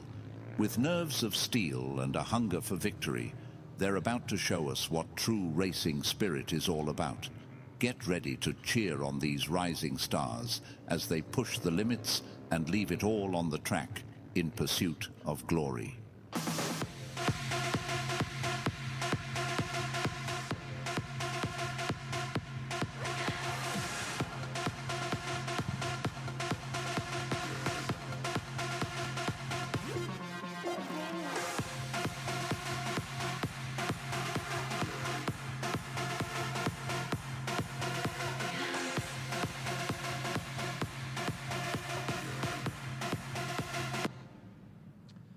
Well, there you go, folks. The Thunderdome is happening tonight here at the Racecourse Hotel and Motor Lodge, Ruapuna Speedway. Big field here, Josh. Absolutely, 21 cars, 21 quarter midgets, 21 young drivers looking to make their mark in Speedway history. Jack Brownlee's already has done that, and he's the current CTRA 1NZ, so the 23C is our 1NZ, just under a different association. Nonetheless, Courtney Ashton and Bailey Benjamin, our front row, and behind them, Brodie Morris, Darcy Rasmussen, pretty much a dark horse, second row. Brooke Clark, Cohen Thompson, very quick. Third row, then Medika Rawson, Lakin Thompson, pretty quick. Fourth row as well. Caden Simmons, Isabel Harris, then Jack Reed and Jack Brownlee. So Brownlee starting from the 12th spot, looking to make his way up through the field again. Zane Hinton, then Kyla Hinton. So the two Hintons line up row in 13th and 14th. Miller Johnson and Dakota Green in 15th and 16th. Taylor Martin and Jackson Clark. Here we go. Good start by Darcy Rasmussen, and he's already got the lead into turn one. Cohen Thompson holding off younger brother Lakin, and now challenging Rasmussen for the lead. Jack Brownlee is looking for a three-wide pass through the middle to make up a couple of places, and he does that. Good pass from Jack Brownlee's there. Darcy Rasmussen holding on to the lead, the current CTRA 2NZ, looking to hold off Greymouth's best quarter midget driver, Cohen Thompson. Thompson to the inside on Rasmussen. Can he make a move stick? No, has to back out of that one. Meanwhile, in the midfield, a little bit of a rut there for Lakin Thompson. He jumps up the rear of the car, and Jackson Clark goes right around the outside. Here comes Brownlee, challenging for the guys at the front. So it's currently Cohen Thompson from Darcy Rasmussen, Jack Brownlee's, Jackson Clark, Lakin Thompson, Brooke Clark. So the front 6 or so guys and girls are all straight together. So let's see what they can do with just a handful of laps left to go. Cohen Thompson holding on over Darcy Rasmussen. Jack Brownlee's now coming under some threat from Jackson Clark. Clark had to brake check a wee bit because he got covered off by Brownlee's there. Cohen Thompson, pretty steady lead for him at the moment. He's holding off Rasmussen by about 1/16 of a second at the moment. Clark all over the back of Jack Brownlee's.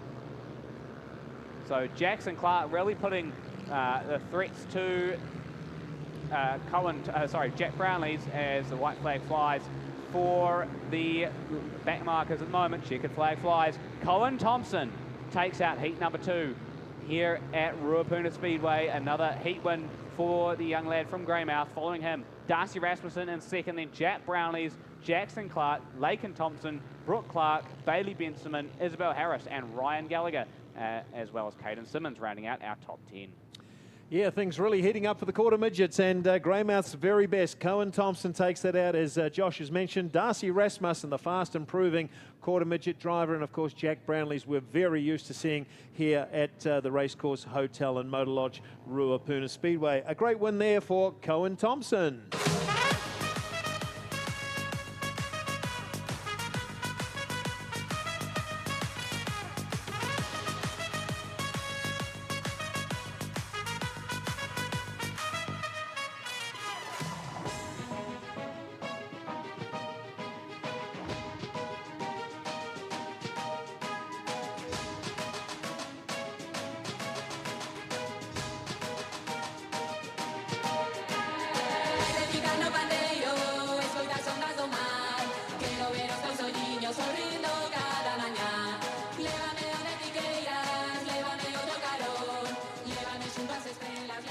Yeah, give him a clap around there, back straight. Cohen Thompson, 15 years old, driving that car like he stole it, and certainly Greymouth's one of Greymouth's very best quarter midget drivers.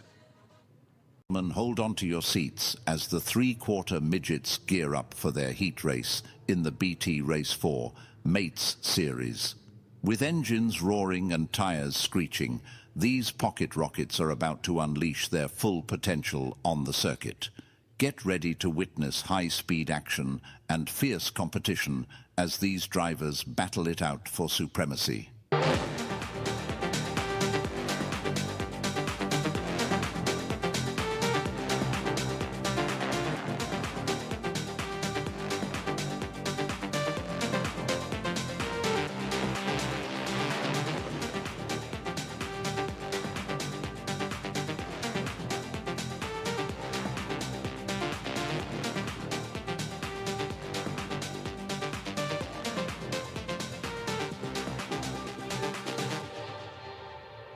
Oh boy, as the night really starts kicking in here, those flares look so spectacular.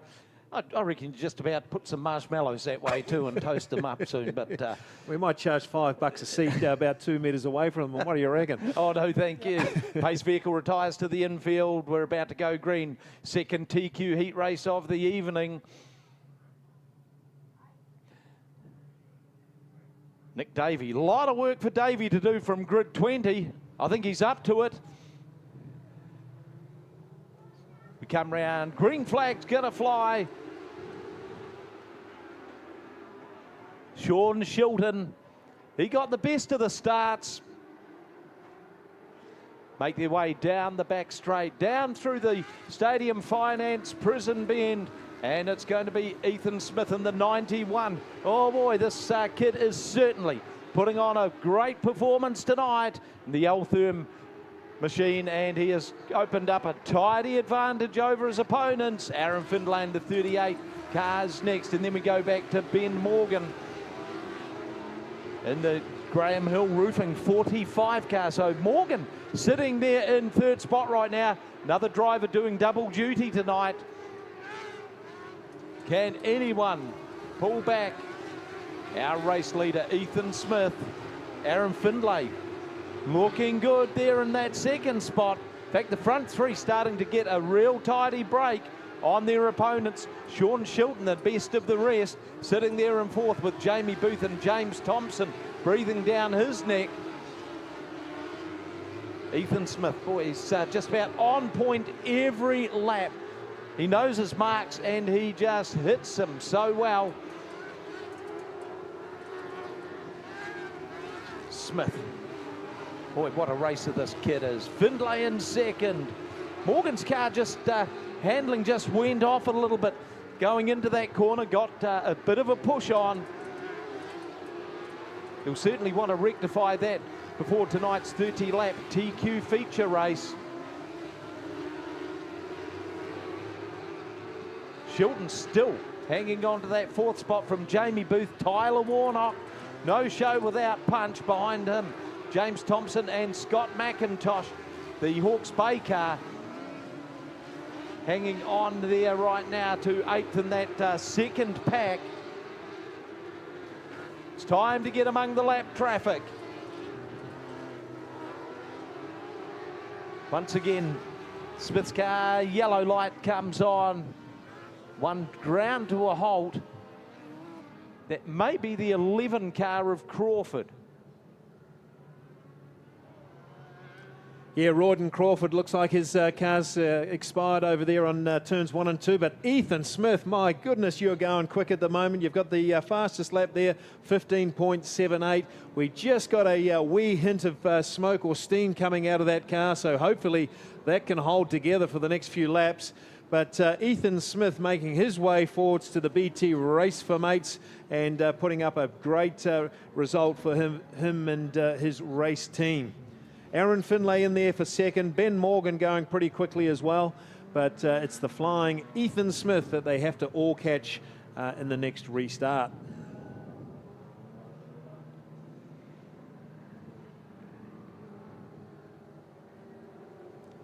So Rawdon Crawford, a regular down here at Ruapuna. We've seen him several times, and looks like it's pretty terminal getting a hook truck to pull that car off the track. Could be a front end difficult to know from here, AJ. Yeah, it is. He was, where was he? Running like 12th, so he was just sort of behind that second pack of the real fast guys that are trying to make their through. Sean Shilton, the 15 machine, oh, he's looking stoic in the fourth spot, and Tyler Warnock continuing his solid form.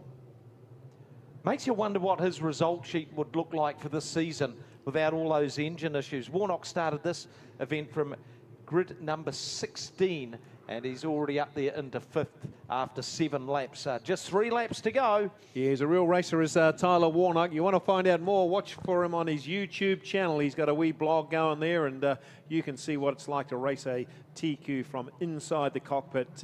He does a pretty good job of it as well. So Royden Crawford's car just causing a few issues there. Looks like the diff's locked up, or maybe the chain's locked up, I would say. No, they might just have to skid it in. Yeah. Not here for the jam season. Or maybe we are. So what do you reckon, Ruapuna? It's the first night of Speed Week. You've done very well to brave it in the cool, wet conditions, but really thankful that you guys have come along. The racing's been pretty good, and of course we've got all our racing happening tomorrow night. It is the conclusion of the Avon Insurance Sprint Car Grand Prix, and we've got that hang-up entertainment King of the South Midget Eliminator.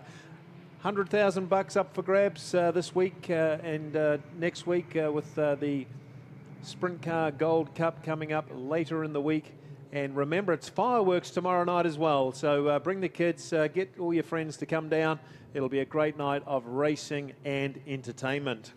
Oh, fireworks. Looking forward to that. Always a great fireworks show put on here at the Racecourse Hotel and Motor Lodge, Ruapuna Speedway. Casting a dejected figure, you'd have to say, is Royden Crawford in the cockpit of that 11 machine.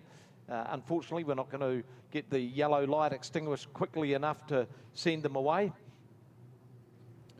Ethan Smith, oh, he bet his heart's in his mouth every time there's a little bit of puff of steam or something. I know.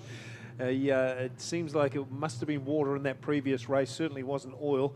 And let's see if he can get a great start. He's got a very, very quick car off the mark as Ethan Smith. And I'm picking he'll make a break for it and try and hold on for those last 3 laps. Yeah, Aaron Findlay's going to put up one hell of a challenge. You'd have to say, yellow light stopped flashing, means we're going to go green. That front row, Aaron Findlay, Ethan Smith. The ball is in Smith's court. He was leading the race, so he can go when he feels like it. Not one to wait around. Oh, yeah, a little bit of dip and dive for Smith, but immediately imposing himself over this second TQ heat race of the evening. Aaron Findlay still hanging on to second, Morgan in third, but Tyler Warnock starting to thread the needle. Warnock in 5th, he's just got to get by Sean Shilton. Shilton has been an immovable force there in 4th. No sooner said than done. Warnock went out high and wide, and he's been spat out by a couple of them, Jamie Booth and Shilton. Warnock's had to do the hard yards. White flag, 1 more lap to go. Warnock's back into that 4th position. Down the back chute past the Value Cars Warehouse Grandstand. It's Ethan Smith. Look at the battle going on there for 2nd and 3rd. It's Aaron Findlay, Ben Morgan, the run for the line. Ethan Smith takes a checkered flag. Aaron Findlay in 2nd, Ben Morgan in 3rd. Tyler Warnock got a home in 4th. Logan Scammell in 5th from grid number 19. In 6th with Sean Shilton. Jamie Booth in 7th. Rounding out the top 8 is the 91B car of Scott McIntosh. Yeah, what a great result. Ethan Smith, congratulations, just 17 years old. He's been threatening this sort of performance for a long, long time, and great to see that car taking out a heat of the BT Race for Mates tonight.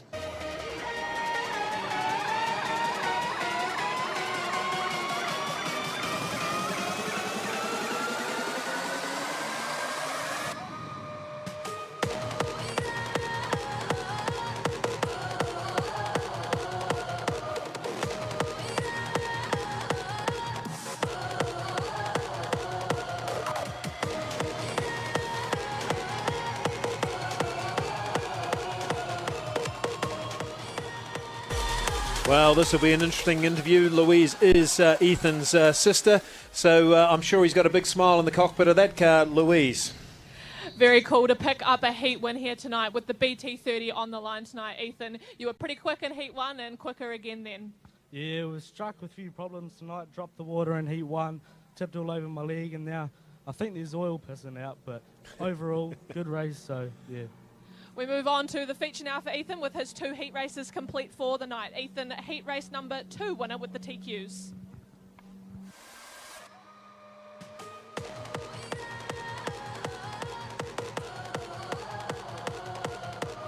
Series.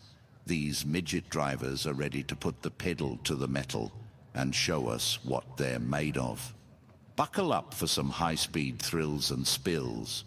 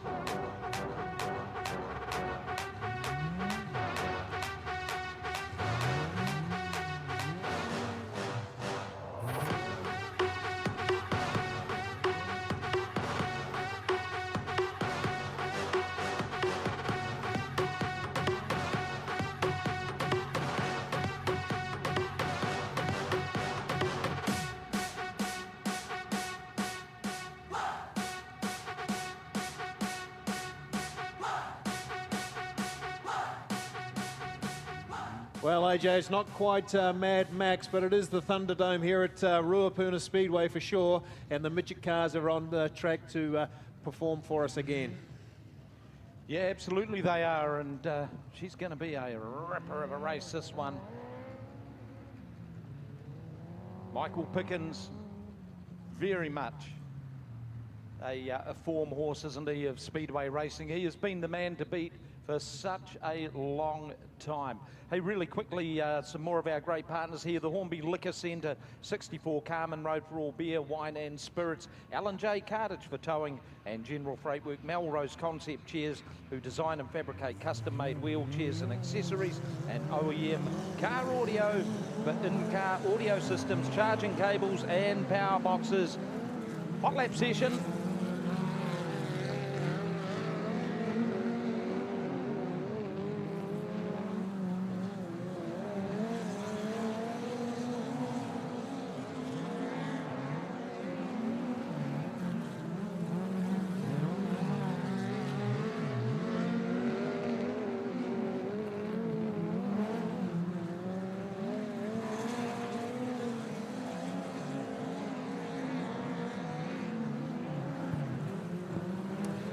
Okay, a couple of hot laps there, get some engine temperature into the cars, and it was Ben Morgan lapping 15.72 and Michael Pickens 15.78. A little irrelevant really, these lap times, but we start to see who's putting their foot down the best in those early laps. So just a small field here, AJ, 7 runners, and Michael Pickens would have to be one of the favoured runners here. Yeah, he certainly will be one of the favourite runners. The what have we got? The non-starter, the Denko, Paul Denson. Yep. Big line through the Denko. Quickly form the field up. The format is pretty much an adaptation of the American one. Time trials, 1 heat race. Top 15 odd drivers, I think it is, go through to the feature directly, and then we've got the B main that'll take some more.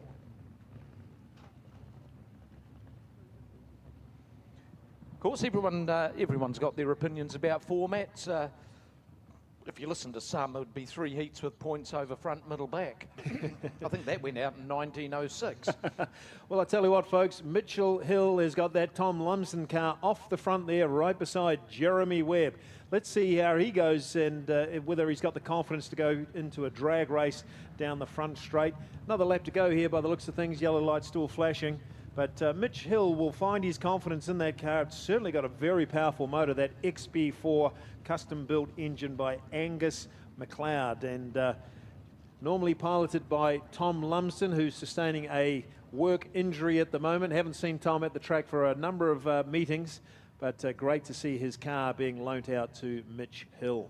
Yeah, of course, Angry McLeod, a very clever guy. He's based up there around the Levin, Horowhenua area, and probably down here tonight just checking out the XB4. Here we go, 10 laps of distance, Midget car heat number 2.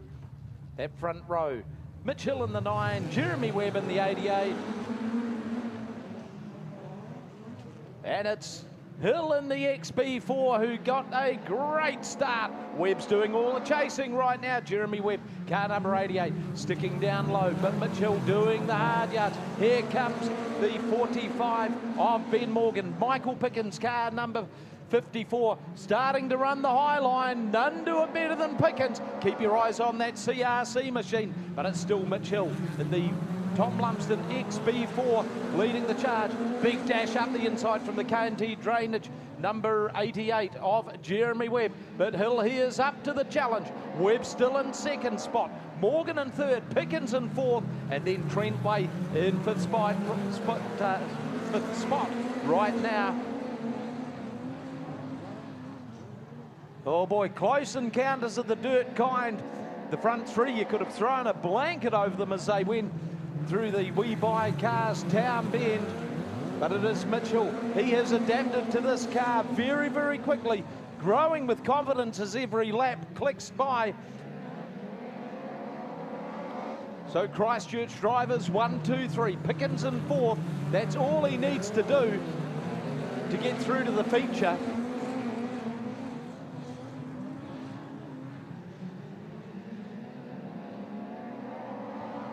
Webb trying his darndest to hurry Hill along. Hill just found a little bit of a hole there, left the gap, and Jeremy Webb, he's going to pounce. Mitchell's coming back for seconds. Oh, the car just developed a slight mishandle, and that has handed it to Jeremy Webb. Webb's got all the momentum now. 3 laps to go. Next time by the NPD 100% fuel start-finish line. It's Jeremy Webb, Mitch Hill, Michael Pickens, Ben Morgan. He's drifted back into fourth spot. And in fifth, we've now got Jaden Worthington with Trent Way, having lost some track territory. And sitting there in sixth spot, Jamie Brown in seventh. Started going for the white flag.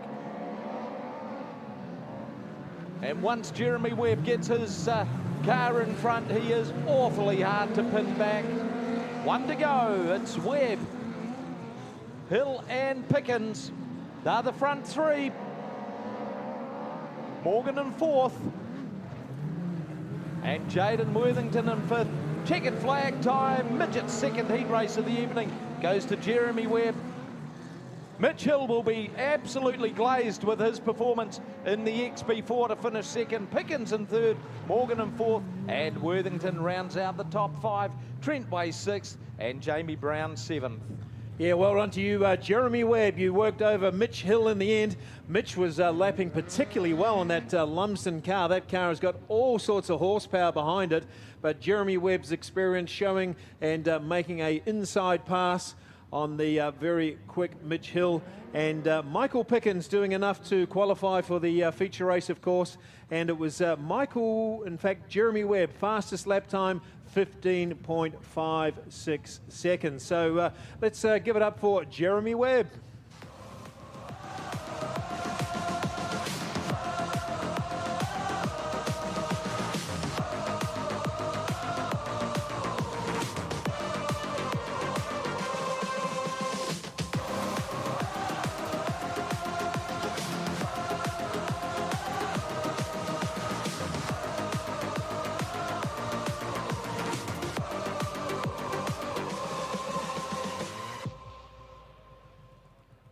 Well, there you go, Jeremy Webb exiting as usual into the pits. A great season here at the Racecourse Hotel and Motor Lodge, Ruapuna Speedway. Get ready to feel the thunder, folks.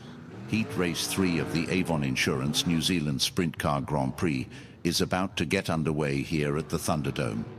With adrenaline pumping and engines roaring, these sprint car drivers are prepared to unleash their full horsepower in pursuit of glory. Let the race begin.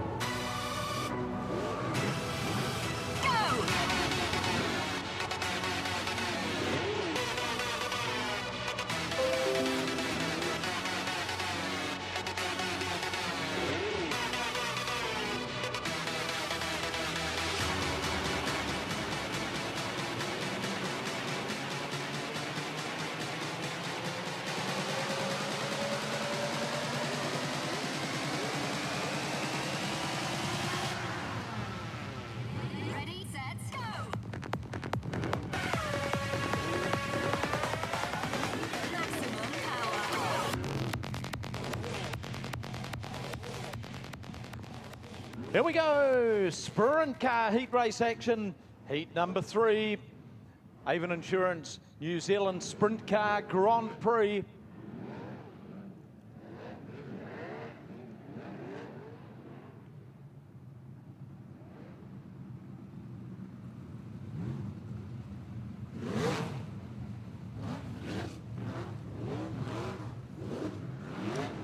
Well, of course, these sprint car drivers all trying to get some very valuable points for tomorrow evening's feature race. And as AJ used to say, you can't win it in the first race, but you can certainly put yourself out of competition. Valuable points up for grabs in all of these heat races.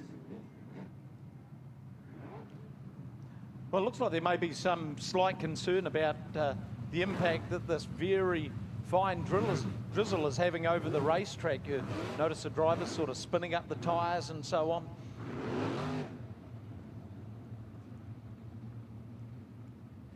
Well, we can see the powers that be discussing it on the infield there. Drivers doing their best to keep that moisture out of the surface.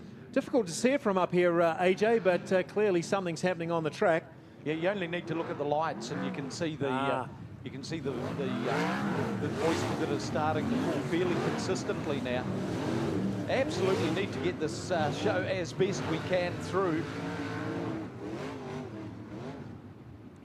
Okay, drivers being asked for their thumbs up or thumbs down, which is an indicator whether they are comfortable racing on this slick, greasy surface. Certainly it'll be challenging going into turns 1 and 2. And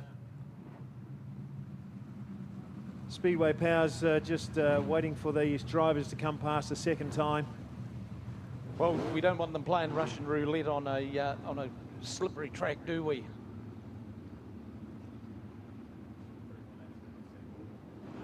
Okay, officially a couple more laps to go just to try and press this moisture into the track. And just looking at Sean Ashton there, AJ, didn't he go well in his first heat? Doesn't often drive here at the track, but certainly put his foot right up it and managed to hold on to second position. Yeah, Ashton's one of those sorts of guys that when he comes here, he is all action. Yeah. Dylan Forsey just in behind Jamie Larson. This will be a great drive for young Forsey to be involved with. He'll be following Jamie Larson, who's an ex-New Zealand champion, currently 3NZ. And young Forsey's shown that he can show up some of the best drivers here at Ruapuna by putting on some pretty stellar moves, driving the 17C sprint car. Yeah, it's a shame he had that broken shock absorber in his first heat race. Yep. Because he was looking so good, wasn't he? So Jonathan Allard, one of the most experienced sprint car drivers you'll ever see. He'll be thinking his way through this start here. He's got Zach Sokol in front of him. He'll be anticipating what Zach's most likely to do, deciding whether he'll dive down to the inside if Jamie Larson gets a good start.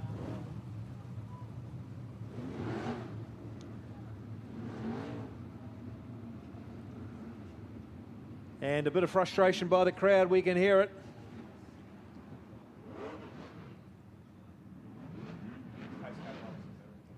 Okay, it looks like we're pretty close to going here, folks.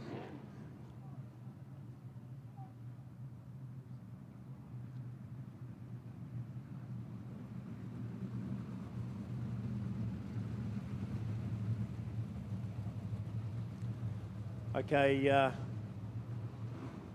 Well, one advantage, our pace car driver, Lee Young, he's a long-time Speedway guy and race midgets. He knows and he's able to convey back to the officials exactly how that track feels. So a lot of experience there. The officials have had a look. Drivers have had their opportunity. You know, they're on the one-way radio. The comms has been through to them. Looks like it may well have just abated slightly looking at the track lights. Let's hope we can get this one and a few more races through tonight here on BT Race for Mates Night. Green flag flies. Third sprint car heat race of the evening, and it's Zach Sokol rocketing away from them at the head of the field. So Sokol leading the way. Then we go back to Jamie Larson. Behind Larson is Jonathan Allard. Oh, the 57 of Connor Rangi struck problems, and he has spun to the infield. Looks like it may be a front axle issue for Rangi. So Sokol showed so much promise at the New Zealand Championship this year, continues to develop his career. Zach Sokol, Jonathan Allard, Jamie Larson. Then we go back to Daniel Thomas, and actually it's Jamie McDonald there, sitting in fourth spot right now.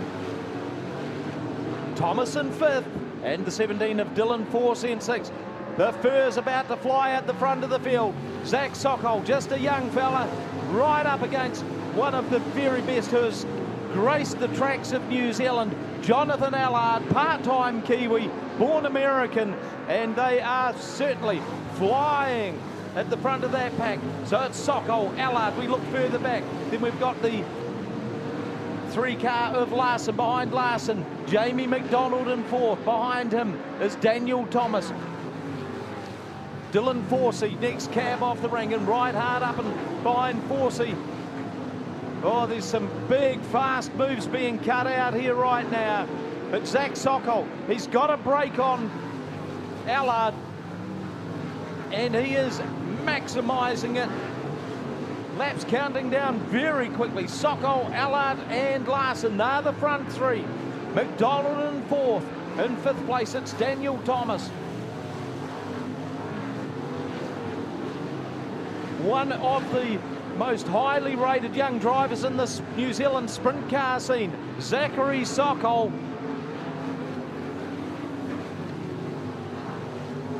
And he's seen off all the challenges so far in the Fairview Rodney machine. His old man, Aussie, was one heck of a sprint car driver as well. It is chip off the block. Zach Sokol hanging on to that lead. Jonathan Allard now coming under some real pressure from Jamie Larson. White flag about to come out. One to go. Well, the dirt is certainly building up on the outside of the racetrack. You could see when Larson got in there, he did lose some momentum through the prison bend. Zach Sokol, he's going to take out the win. Second place, Jonathan Allard. Third will be Jamie Larson, and fourth, it's Jamie McDonald. Fifth, the 55 of Daniel Thomas. Then we go back to Dylan Forsey. Behind Forsey, McIntyre, Guilford, Ashton, Hermanson. Well, he's certainly got some talent, this kid. Zach Sokol taking out the third sprint car heat race of the evening. Let's give him a big old Christchurch ovation, because that was good.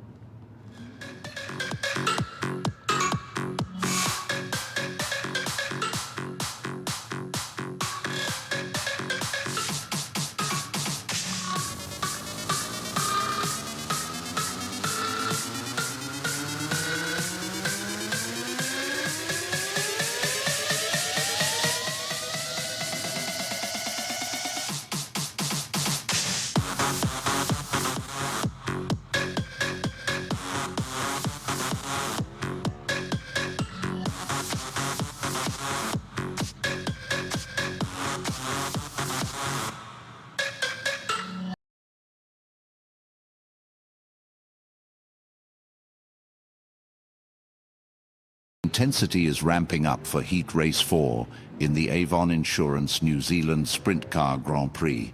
Brace yourselves for high-speed action as these drivers push themselves to the limit, determined to secure a spot in the feature race. This is sprint car racing at its finest.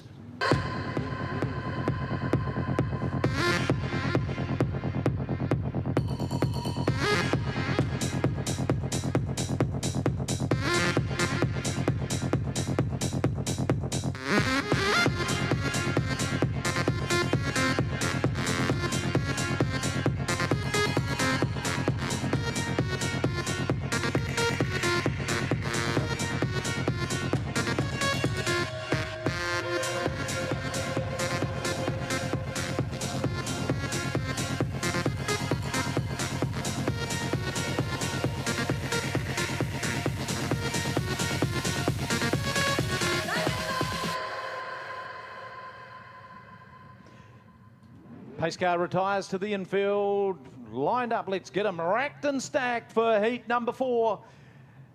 Avon Insurance Brokers New Zealand Sprint Car Grand Prix. That front row. On the inside, Jamie Duff in the 19. On the outside in the 78, Matthew Levisage. 12 laps the distance. And these two will go hard at it. You got Levisage on the top side. Oh, bit of contact there. Jamie Duff leads the charge. Levisage drifted back. He's in around 5th spot right now. Michael Pickens hanging on to 2nd. Then we've got Matt Honeywell. The Flying Farmer's up into 3rd position, but he's being hunted down. Joel Myers Jr., the New Zealand champion. Those two have got a little bit of history too, and Honeywell's got a long memory, but it's the Duff man leading the way.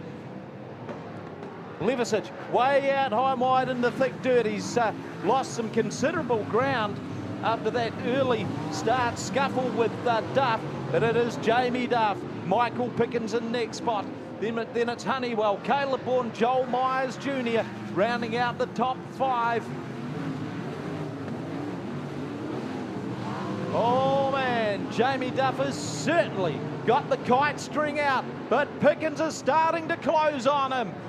No doubt about that. All eyes on the movements of the 54 car of Michael Pickens. That gap is starting to shrink very, very quickly. Pickens now within a couple of car lengths. Big wheelie from Pickens as he has the hammer down. Chasing down the Christchurch driver, Jamie Duff. Big lot of speed carried into the corner by Pickens. Hasn't managed to make any more advantage on it, but it's still Duff, Pickens. Big battle going on there for 3rd and 4th between Honeywell and Caleb Bourne. Caleb Bourne turns around, gets the wheels up, and we've got one right in front of us here that's gone over. That's Oscar Harcourt. Big ride down the front straight. Well, Ruapuna, let's make sure Oscar Harcourt's okay. That was a pretty big crash coming down the front straight there. And we all had our eyes on Caleb Bourne as he was pulling wheel stands on turns 2 there. But a little bit of concern being shown down here for Oscar Harcourt, but steering wheel was thrown out, so that would suggest that Oscar's certainly not too bad. But man, that was a fast sprint car heat, AJ, and Jamie Duff showing a clean pair of heels to Michael Pickens. Yeah, you see the way Pickens was starting to reel him in. Yep. And we were only at the half race distance. That was certainly about to turn into a big battle between those two. I can see Oscar moving around in that cockpit there, folks, so that would suggest that he's not too bad. Of course, the car's jammed up against the fence too, so an exit strategy being put into play here by our crash crew. Well,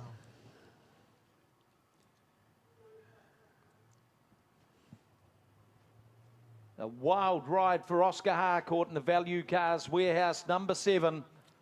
here he is, Ruapuna. Give him a clap as he rises out of that cockpit. An absolute wild ride there for the young, talented sprint car driver, Oscar Harcourt.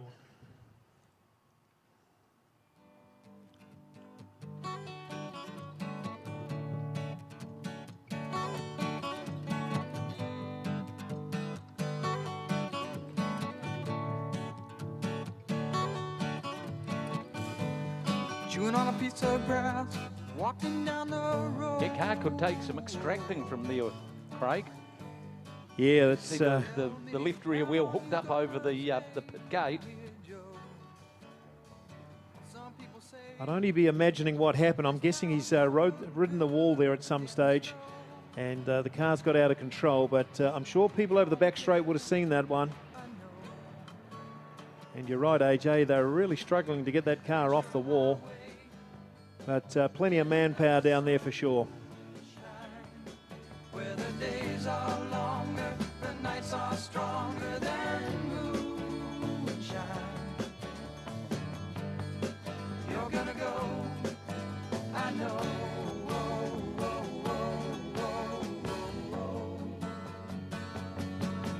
Cause the free wind is blowing through your hair, and the days surround your daylight there.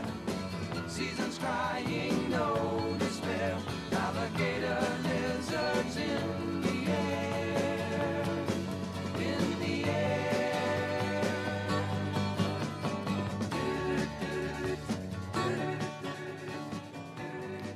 Just while we've got a moment, folks, that 50-50 still hasn't been claimed. 12600. A bag full of cash for you if you've got that white ticket, and bring it up to the commentary box. Sorry, boy, but I've been hit by purple rain. Oh, come on, Joe. You can always change your name. Thanks a lot, son, just the same. Ventura Highway in the sunshine, where the days are longer, the nights are stronger than moonshine. You're gonna go, I know. Oh, oh, oh, oh, oh, oh. 'Cause the free wind is blowing through your hair, and the days surround your daylight there. Seasons crying, no despair. Alligator lizards in the air, in the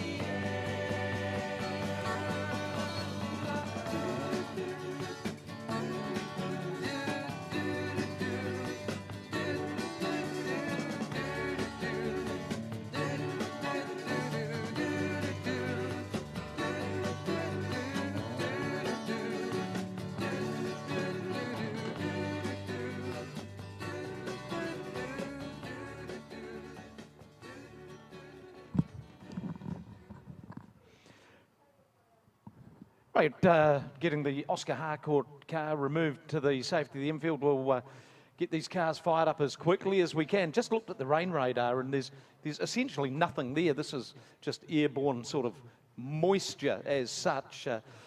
Let's hope that it doesn't impact on things. Time is marching on, however. Ruapuna Speedway time 8:20, and a wild ride for Oscar Harcourt. I think you're right, Craig. Got up onto the wall, and he's not the first. He won't be the last that goes along there, and it ends up in not a particularly nice mess. Yeah, just looking at the car now, it looks like the diff's locked up, and certainly being dragged to the infield. A pretty busy night for the Harcourt racing team, I would imagine, if they've got any chance of getting that sorted out for tomorrow night. So the Value Car Warehouse sprint car dragged to the infield, and we forgot to talk about Caleb Bourne. That car was up on two wheels for a heck of a long time there, and he's retired that car to the infield as well. So we'll get this race up and running, folks, and get the action back on the Thunderdome. And Matt Honeywell getting pushed off there. Great to see that car going around, AJ. And he hasn't lost anything, has he, mate? He's right into it, and he doesn't look like he's missed half the season at all. No, he doesn't. He's just one of those very talented drivers. Spends most of his life driving around very, very slowly in all sorts of tractors and harvesters and so on, but loves the speedway racing, and him and his crew make the big journey up from down near Methven. And yep. Yeah, he's a real talent, isn't he? And you know, age has not slowed Matt Honeywell down one little bit. Well, I tell you what, folks, the drama that was playing out in that previous start of that race was the Duff-Pickens race. And remember, when they come across each other in the first race, it was Duff that gave Michael Pickens the right rear. So let's see if Michael Pickens is going to play nice with this restart. He's certainly very talented and an ex-New Zealand champion. But Jamie Duff, one of the fastest drivers you'll ever see around Ruapuna Speedway. It is his home territory, and he's certainly got home advantage in this one, AJ. Yeah, and that does count for something too. And, you know, these two guys, they just will not be intimidated by each other. They know it's part of the cut and thrust of speedway racing. What have we got? 5 laps down, 7 to go in heat number 4, New Zealand Sprint Car Grand Prix.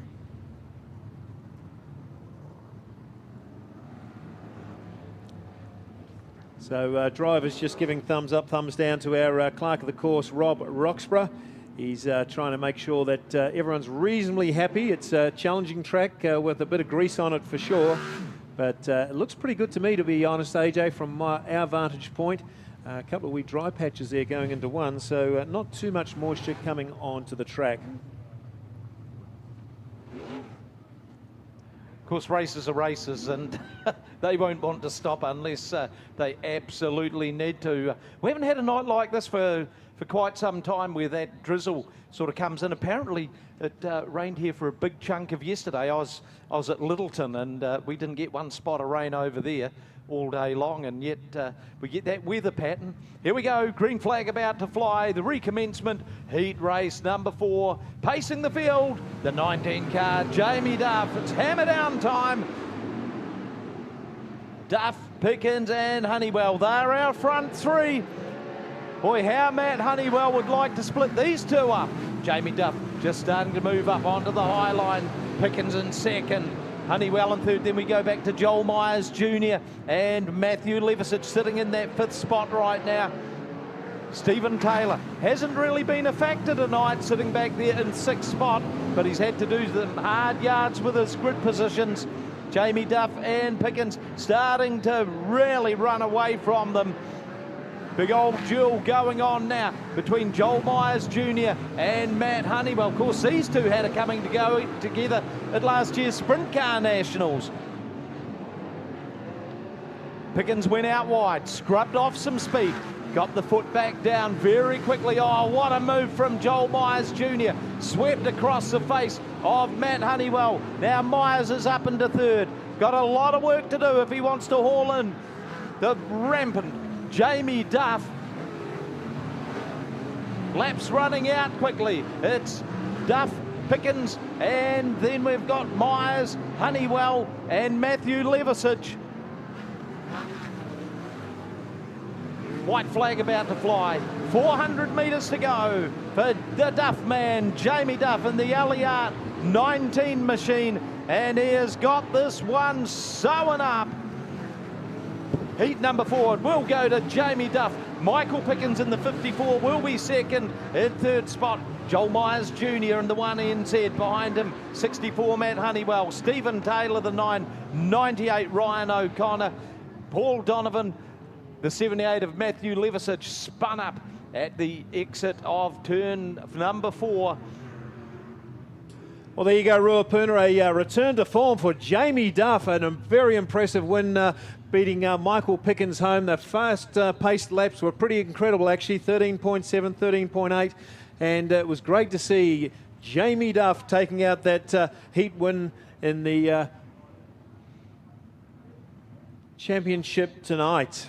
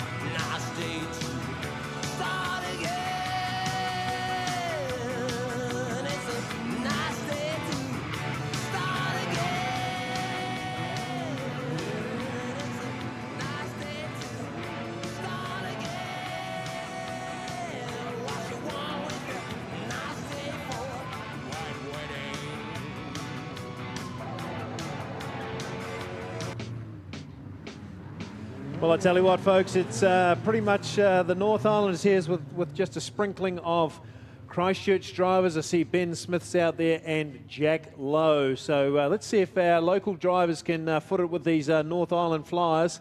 I'm sure Jack Lowe can. Ben Smith is probably a little nervous here, I would imagine, AJ. His first night out in the Midget, and he's in a big event and he's off the front. Yeah, he is. I tell you, he's really grateful for the support given to him by KH Fabrication. That's Kieran Harris.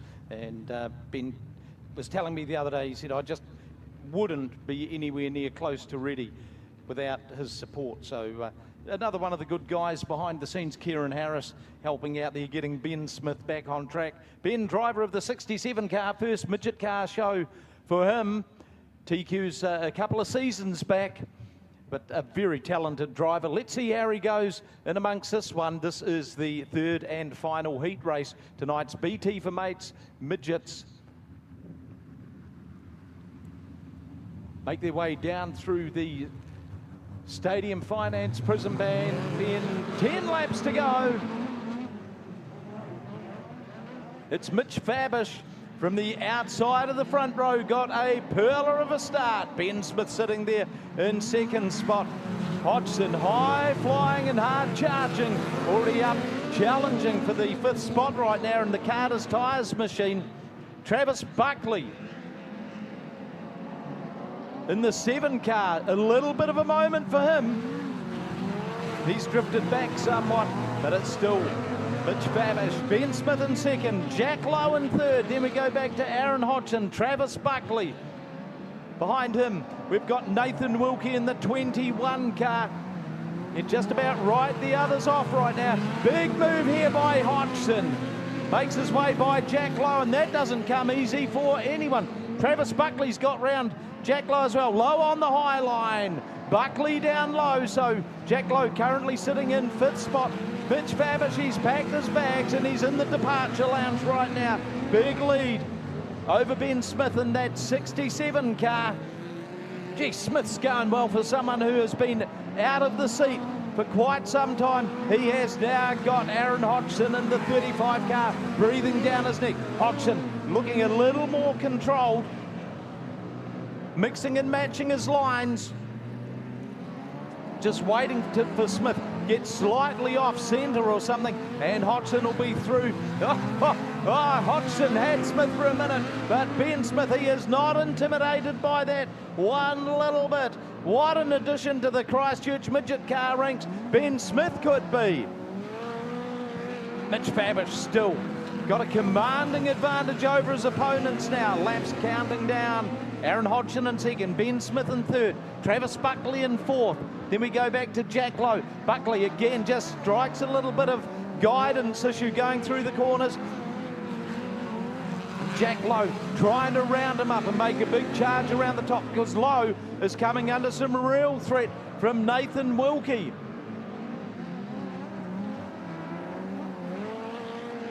What a battle going on between those three.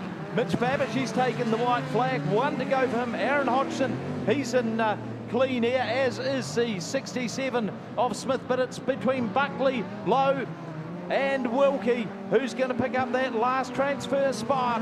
Fabish takes the win. Second place does go to Aaron Hodgson. Third will be the 67 of Ben Smith. Fourth, Travis Buckley, Jack Lowe in fifth. Then we go back to Nathan Wilkie and Scott Miller rounding out the field. Well, you've got to put your hands together for Ben Smith at the very least.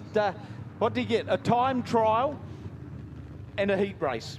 Yeah, good stuff, Ben. But Mitch Fabish, no taking it away from you, buddy boy. That was a great race. After that car you destroyed last week, you've come back beautifully and drove like a 3NZ should. 15.31 was your lap time. Aaron Hodgson, that one-man highlights machine, did get the pass on Ben Smith eventually. 15.52 for you. And Ben Smith, congratulations, mate. You'll be smiling from ear to ear in that cockpit. You had to really pedal hard to get your third position. Congratulations to you.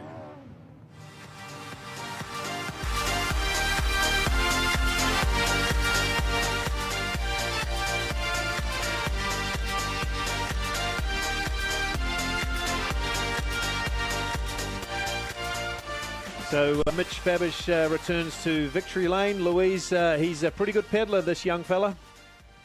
Mitch, your first return back to Ruapuna since picking up the 3NZ number not too long ago, actually, and obviously recovering from the nasty crash you had at Harrisville less than a week ago. Must feel good to pick up a heat win here tonight. Yeah, I felt super comfortable there, and the boys gave me a fast car, so needed to pick up the win there, show some speed, and yeah, see what we can do in the future. A very convincing heat win there for Mitch Fabish in the 3NZ Midget.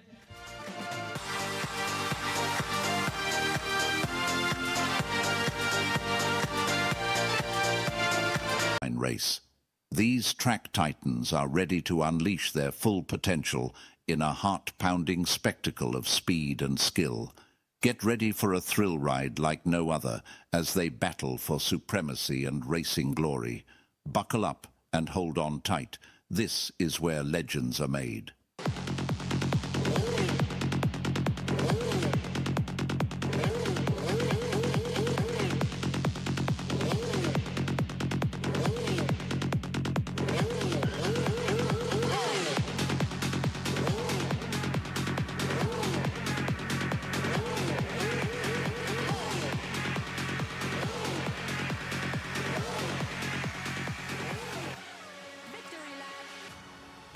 Quarter midget feature time, 6 laps ahead of us for some of the youngest and fastest drivers in the country.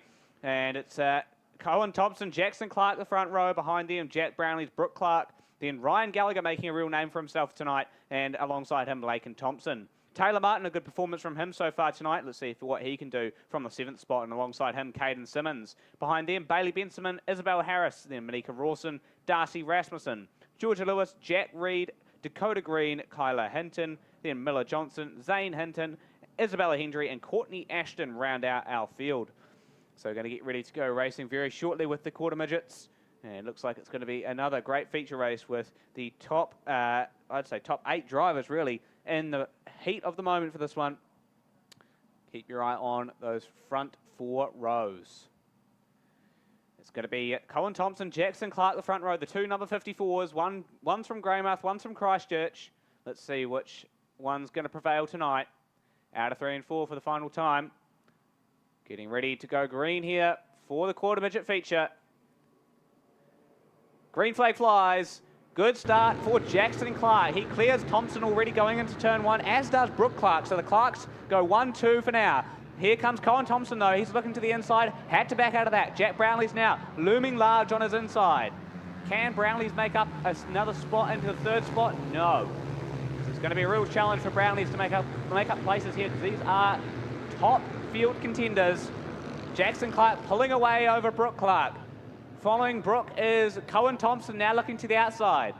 Oh, we got a yellow, as we got one around. That is Monika Rawson, the 8N car, all the way from Nelson. So that's unfortunate for her. Be interesting this, Josh. Not sure if we'll get a full restart for the feature race. There was 1 lap completed. No, looks like we're just going to continue with that race. A great start there by Jackson Clark, and that 54 car has been going particularly well this season, certainly in the last part of it, and really starting to feature as a top contender. Yeah, absolutely. The Clark family, no stranger to Speedway, of course, and the older sister Isabel racing in the TQs, which we'll see a little bit later on tonight. And Jackson Clark, in the meantime, putting in some stonking performances. Brooke Clark still looking for her first couple of wins.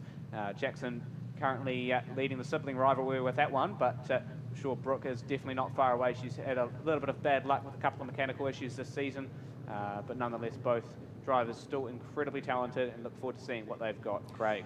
Yeah, Cohen Thompson, just an update on him. He's going to be driving a TQ next season. He's purchased Dylan Forsey's TQ, so certainly bought some pretty good gear. Had a chat to Dad tonight, and young Cohen certainly going places in the TQs next year. Wow, that's great news for Cohen Thompson. Look forward to seeing what young Cohen will be able to do in the TQ. It'll take him a little bit to get up to speed, I'm sure, but once he's right up there, he'll be in the mix for victories. I'm absolutely sure these guys start off in quarter midgets, and they make their way up through the Speedway ranks. Let's get them running again. Colin Thompson, Jackson Clark looks like full restart here. Green flag flies. Jackson Clark, another great start, as does Brooke Clark. So those two send it into turn one. This time Colin Thompson gets the better of Brooke Clark. 3 wide through the middle there goes Darcy Rasmussen. So huge move there from Rasmussen in the 71 car, the ex-Bailey Benjamin car. He's running a different car this week. And someone gets forced out wide there. It's Taylor Martin, the 12N car. So he gets forced out a wee bit wide, and Caden Simmons battling it out with Darcy Rasmussen as we go into turn one. Those two wheel to wheel, and looking for a place there is Rasmussen on the outside. Can he get the move done? Yes. Meanwhile, battle at front still goes on between Colin Thompson and Brooke Clark. Clark had a look to the inside on Colin Thompson, just wasn't quite close enough to make any moves stick. Laken Thompson coming under a bit of pressure from Jack Brownlee.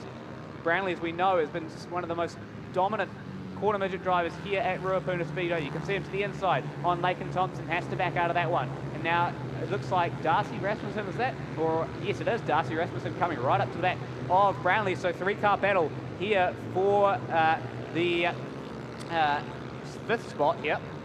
And, well, 4th spot really, even for Laken Thompson. And look forward to seeing what these guys will have in their futures ahead. 3 laps to go now, 2 laps to go for Jackson Clark. He's won his first feature already. He won a heat race already today, and now he's looking for 2. This is a chance for 2 feature race wins, a chance for 2 heat race wins, which he's already ticked off the checklist. Now looking to check another one off. Jackson Clark takes the white flag. One more time around for the 54C. Jackson Clark proving he can fight with some of the best quarter midget drivers in the country. Jack Brownlee's the 1NZ, Darcy Rasmussen the 2NZ. He's beaten them all tonight. Jackson Clark takes another feature race out for the quarter midgets tonight. Checkered flag flies. Following him is Colin Thompson, then Brooke Clark. Another good podium for those two. Behind them, Darcy Rasmussen, a great recovery from him, who started from the 12th spot, made up a good 10 places almost. Laken Thompson in the 5th spot, Jack Brownlee 6th, Caden Simmons 7th, Ryan Gallagher 8th, Bailey Benjamin 9th, and Taylor Martin in the 10th spot. Yeah, great racing by the quarter midgets there, and congratulations, Jackson Clark. It's certainly a purple patch of form for you this season, and another feature race for you with a fast lap time of 19.12 seconds. You were half a second quicker than anybody else on the track. That happened to be Colin Thompson, who was second, with Brooke Clark taking out a 3rd place getting, and that's great for the Clark family. So folks, give it up for the young fella. Jackson Clark takes out another feature race tonight.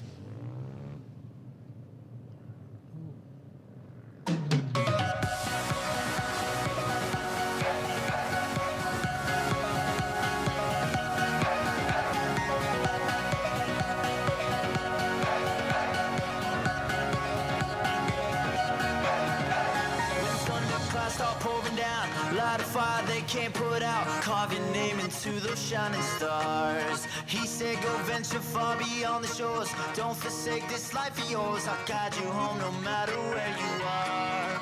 One day my father, he told me, son, don't let it slip away. When I was just well, there is Ruapuna. Jackson Clark, give him a big celebration here. He takes out another feature race tonight. he said one day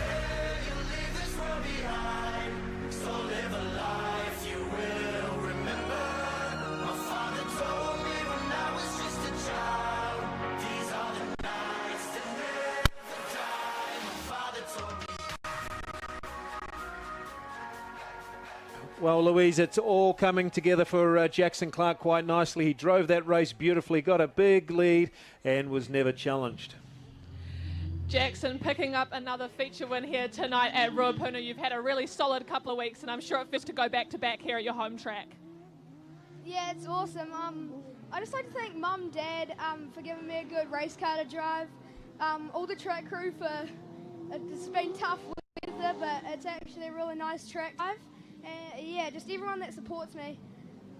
Congratulations, Jackson Clark, now a 2-time feature winner here at Ruapuna in the quarter midgets.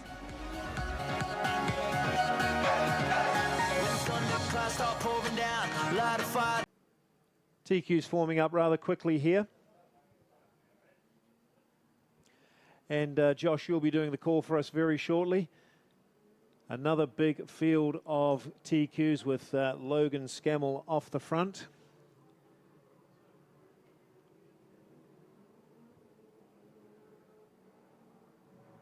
Get ready for a dose of pure racing excitement as the three-quarter midgets hit the track for their heat race in the BT Race 4 Mate Series. These pocket rockets are ready to fly as they navigate the twists and turns with precision and skill.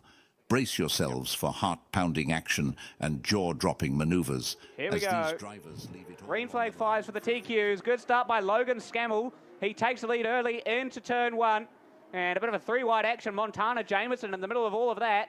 And she gets through up a couple of places. But it's Logan Scammell, the 99C, holding strong at the moment. Jack Rawson behind him. Then following him is Scott Bailey, the 36C car. And he's putting in a strong performance in the Access Man car tonight. One of the dark horse picks for the BT Racer Mates TQs tonight. Little bit of a bobble there for Jack Rawson. Gets onto a bit of a rut there. And Scott Bailey having a look to his inside. Meanwhile, Jonty Austin having a bit of a go at Jaden Corkill, the 66N. And right around the top side goes Regan Tyler. So Regan Tyler making a bunch of moves already off the start, and he's got himself right up the field and looking to challenge for the fourth spot. Now going up the inside of Jaden Corkill, almost. Had a look there. And he made the move this time. 6 laps to go for Logan Scammell. Behind him is a bit of a scrap. Oh, Tyler gets loose. Regan Tyler gets a little bit loose on the exit of turn 2. Now coming around the outside on Jaden Corkill. 3 wide as Jonty Austin's getting in the mix as well. And it looks like it's going to be Jaden Corkill holding out on that one. Tyler still challenging it for the 4th spot at the moment. Now on the inside of Corkill. Can he make the move stick? No, has to back out. Now comes back to the inside. Oh, that was very close. Almost clattered into the side of Jaden Corkill. There goes Regan Tyler. Luckily, just thread the needle and avoided collision there. Logan Scammell holding on over Jack Rawson. Then Scott Bailey looming large in his mirror. And a little bit of dicing going on between Regan Tyler and Jonty Austin still, with 2 laps to go for Logan Scammell. So Scammell leading this one pretty comfortably at the moment over Jack Rawson. Rawson will be there to pounce as he comes up into the lap traffic though. Wait and see what happens here. Scammell navigating lap traffic with 1 lap to go. Can he hold on to this lead as Corkill makes a mistake, invites Austin into the party. Right around the lap traffic goes Scammell. And out of the final toll, big rollover. We've got 1 up and over at the middle there, as is Logan Scammell at the front straight. Up into the catch fence and on his lid. Logan Scammell wins the heat race, but gets completely up and over. And the latter stages going into 1 and 2. And we've got 1 up and over as well in 3 and 4, so double disaster for 2 of the TQs there. Goodness me, that race really come to light in that last lap, and take a moment to feel for Logan Scammell. His very first win here at Ruapuna Speedway. He drove beautifully and got that car all upside down and tumbled. You got to feel for him, a bit of white flag fever, I think. And hopefully he's okay. Not sure who it is down this end, Josh, but Logan Scammell looks like he's going to be okay. A frightening moment for the family and pit crew for sure. And another car being tipped up in turns 3 and 4. So what a race. What a race. Goodness me. Now, we're not even sure if this race is finished just yet. Yeah. The yellow was thrown on. The Logan Scammell did cross the line to take the checkered flag, so we'll wonder if that does class as official with the yellow being thrown. Well, did he get some airtime there? Just did. A young fella. He his 2nd year of racing, and a wonderful moment brought down by that big accident. And if he gets out of that cage, Ruapuna, give him a big round of applause. Safety crew working on both sides of the racetrack, so a bit of an unusual feat for them, I'm sure, but that's what we've got them for, and they're doing an amazing job all night long. Well, look, folks, the race has been called. So, Logan Scammell, congratulations, mate. You did take out your first heat race here at the Racecourse Hotel and Motor Lodge, Ruapuna Speedway, in the BT Race for Mates. A very good race series for you to win a heat. And there he is, Ruapuna. Give him a clap. Logan Scammell gets out of that cockpit, and he'll retire to the infield as the tow truck crew take his car off. And we should congratulate him because that really was a great win for the young fella. Cornelius, Courtney Jones, Brett Booth, Neil Carey, Liam Astle and the Craig Cox car. So that's going to be interesting to see how many places Astle can make up through the field. Sophie Cribb in the 10th spot, then Dawson McIntyre. That's going to be a heated second to last row, and Josh Lilly rounding off the field. Yeah, Liam Astle must be very pleased with that purchase. That car has plenty of horsepower, and we watched him make several lengths on other drivers down the back straight in that previous heat. So his growing confidence is most likely to help him out in this heat race for sure. Actually, I've just looked out. There's no Liam Astle there. So no 8C car to contest. We saw him with a engine expiry at the Clay Cup, and now looks like more gremlins affecting the 8C car team. So it's unfortunate to not see Liam Astle out there. Yeah, frustrating. Good to see Sophie Cribb got her car up and running. She was involved with that crash with Shane Paul Cornelius in the first heat. And Sophie, just a second-year racer here, and getting better every time she does a few laps around Ruapuna. But certainly very, very quick, these modified sprints. Absolutely, about to get going once again for the modified sprint. Heat number 2 tonight. And it's going to be Fraser and Tonkin leading us away. Green flag flies. Good start by Jaden Fraser. Already immediately to the lead, pretty clear of Shane Tonkin. Brad Hinton getting a little bit more loose than usual off turn number 1. And he's holding on to the 3rd spot at the moment. Harry McIntyre right around the outside of Brendan Hopkins. So smart play from Harry McIntyre now duking it out with Brendan Hopkins and, Brad Hinton and Shane Tonkin. Tonkin drops back a wee bit, and now McIntyre on the outside of Hinton and gets that place. Now he's got to do a lot of work behind the wheel of that car to catch up to Jaden Fraser. Gap from Fraser to McIntyre, 3.4 seconds. So Fraser has absolutely stormed out in front of Harry McIntyre. Following him, Brad Hinton, Gus Dawson making a couple of moves up as well. Young man with lots of talent behind him, and he's definitely been backed significantly by his father and the whole team. Got even a start in the team team sprint car, so they've got a lot of confidence in Gus Dawson, of course, and he's been putting a lot of great performances in that 9N modified sprint. But for now, Fraser continuing to pull away, 4.4 seconds ahead of Harry McIntyre, and now getting into lap traffic, so puts a lap down the car he was alongside the front row with, as well as Josh Lilly. And now looking back behind him, Gus Dawson starting to close in on Harry McIntyre. So McIntyre might come under a bit of threat from the Dawson car. We'll wait and see how that pans out over the next handful of laps, with 4 laps to go for Jaden Fraser. Brett Booth, one of our regular top contenders, running in the 6th spot, chasing down Courtney Jones. Won a couple of heats and I think a feature this season so far. And Cornelius putting a real slider on Jaden Fraser, trying to hold on to the lap, but nothing he could do there. To the speed of Jaden Fraser as Brendan Hopkins goes loop-de-loop, and around he goes at turn number 4. Gus Dawson pulls off onto the infield. So issues still plenty for the 9N team.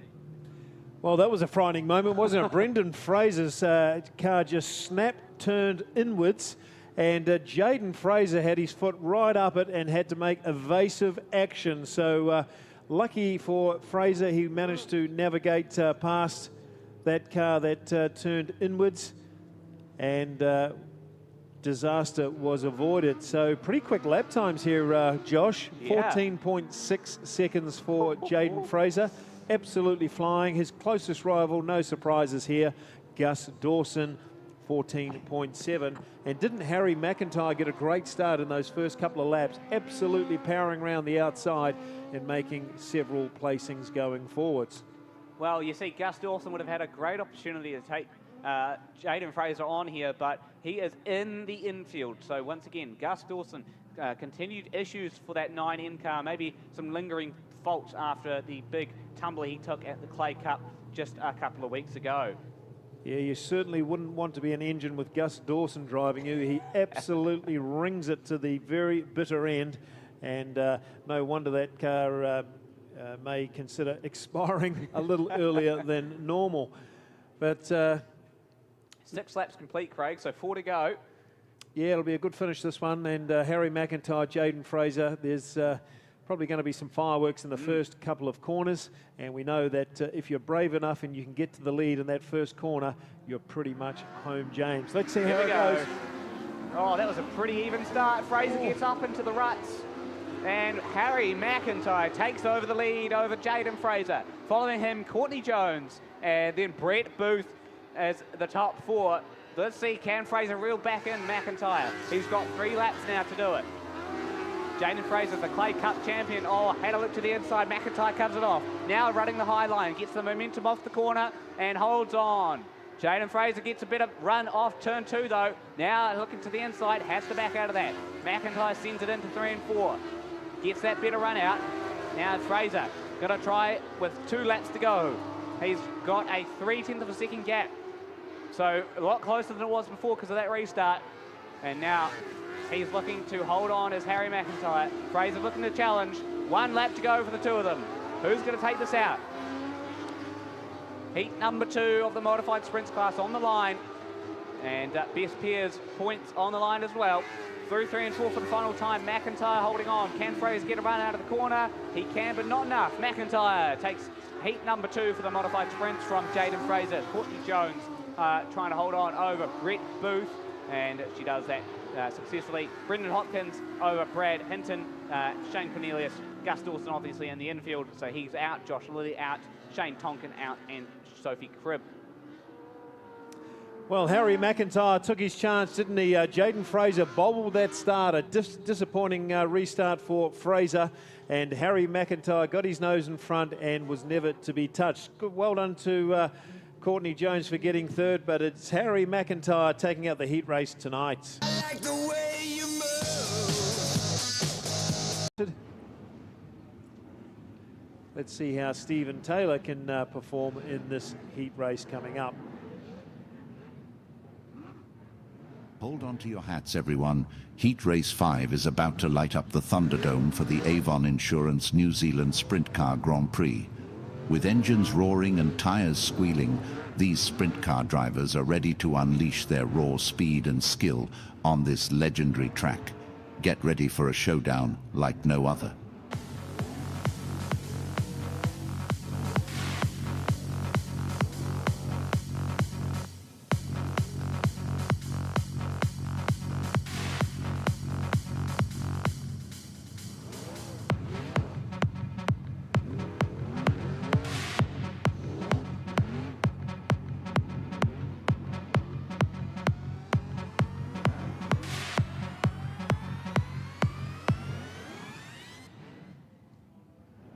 Well, sprint cars getting ready for their next heat of the Avon Insurance Sprint Car Grand Prix.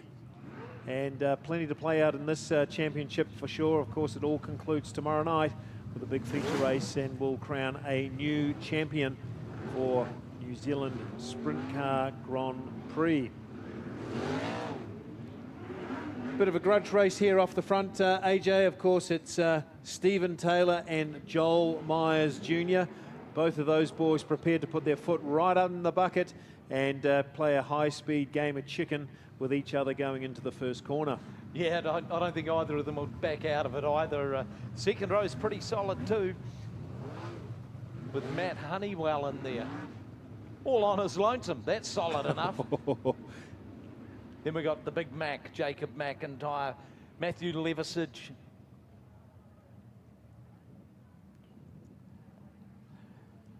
The Avon Insurance Pace vehicle makes its way to the infield.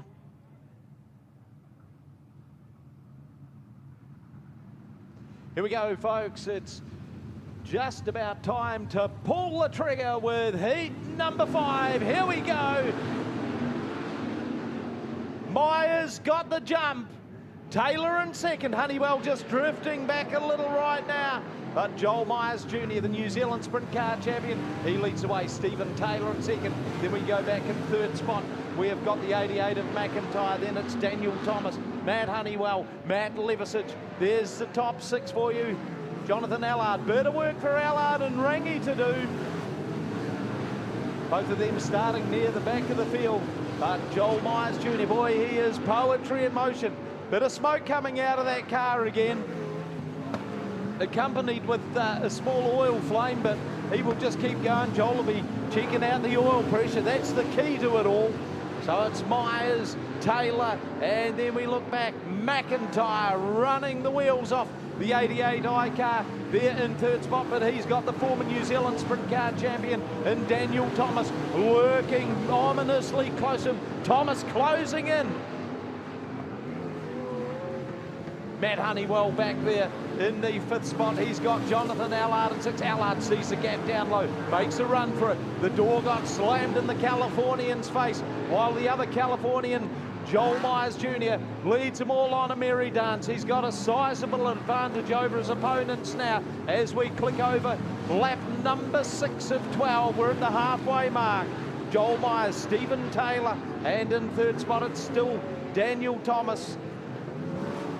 Got by McIntyre a lap and a half ago. Jonathan Allard moves up into 5th, and behind him, oh boy, the action is really coming thick and fast behind him, because we've got Honeywell, Levisage, Rangi and Sokol in close formation.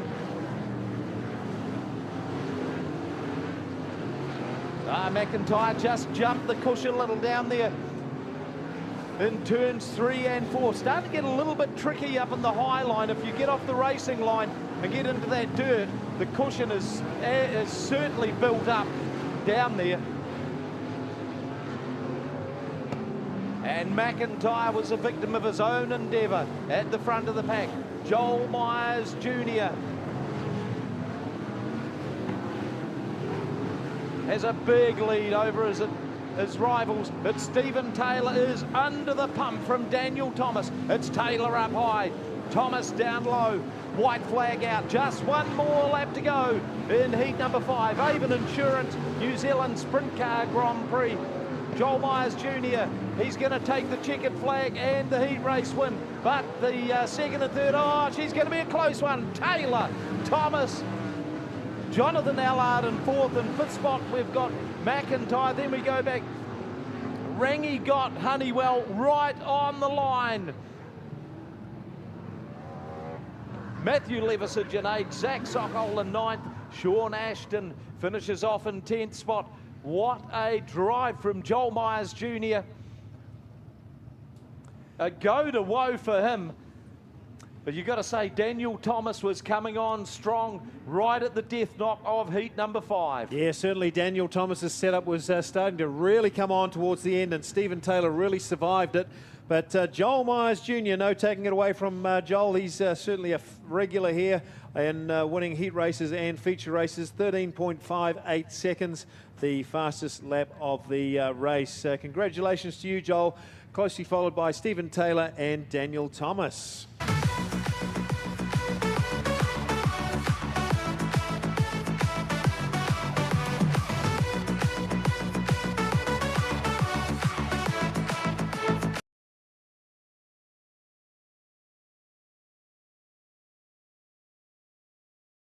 Reaching a fever pitch as we gear up for Heat Race 6 of the Avon Insurance New Zealand Sprint Car Grand Prix. These drivers have been training tirelessly for this moment, and now it's time to put their skills to the test. So buckle up and get ready for a heart-pounding display of sprint car racing.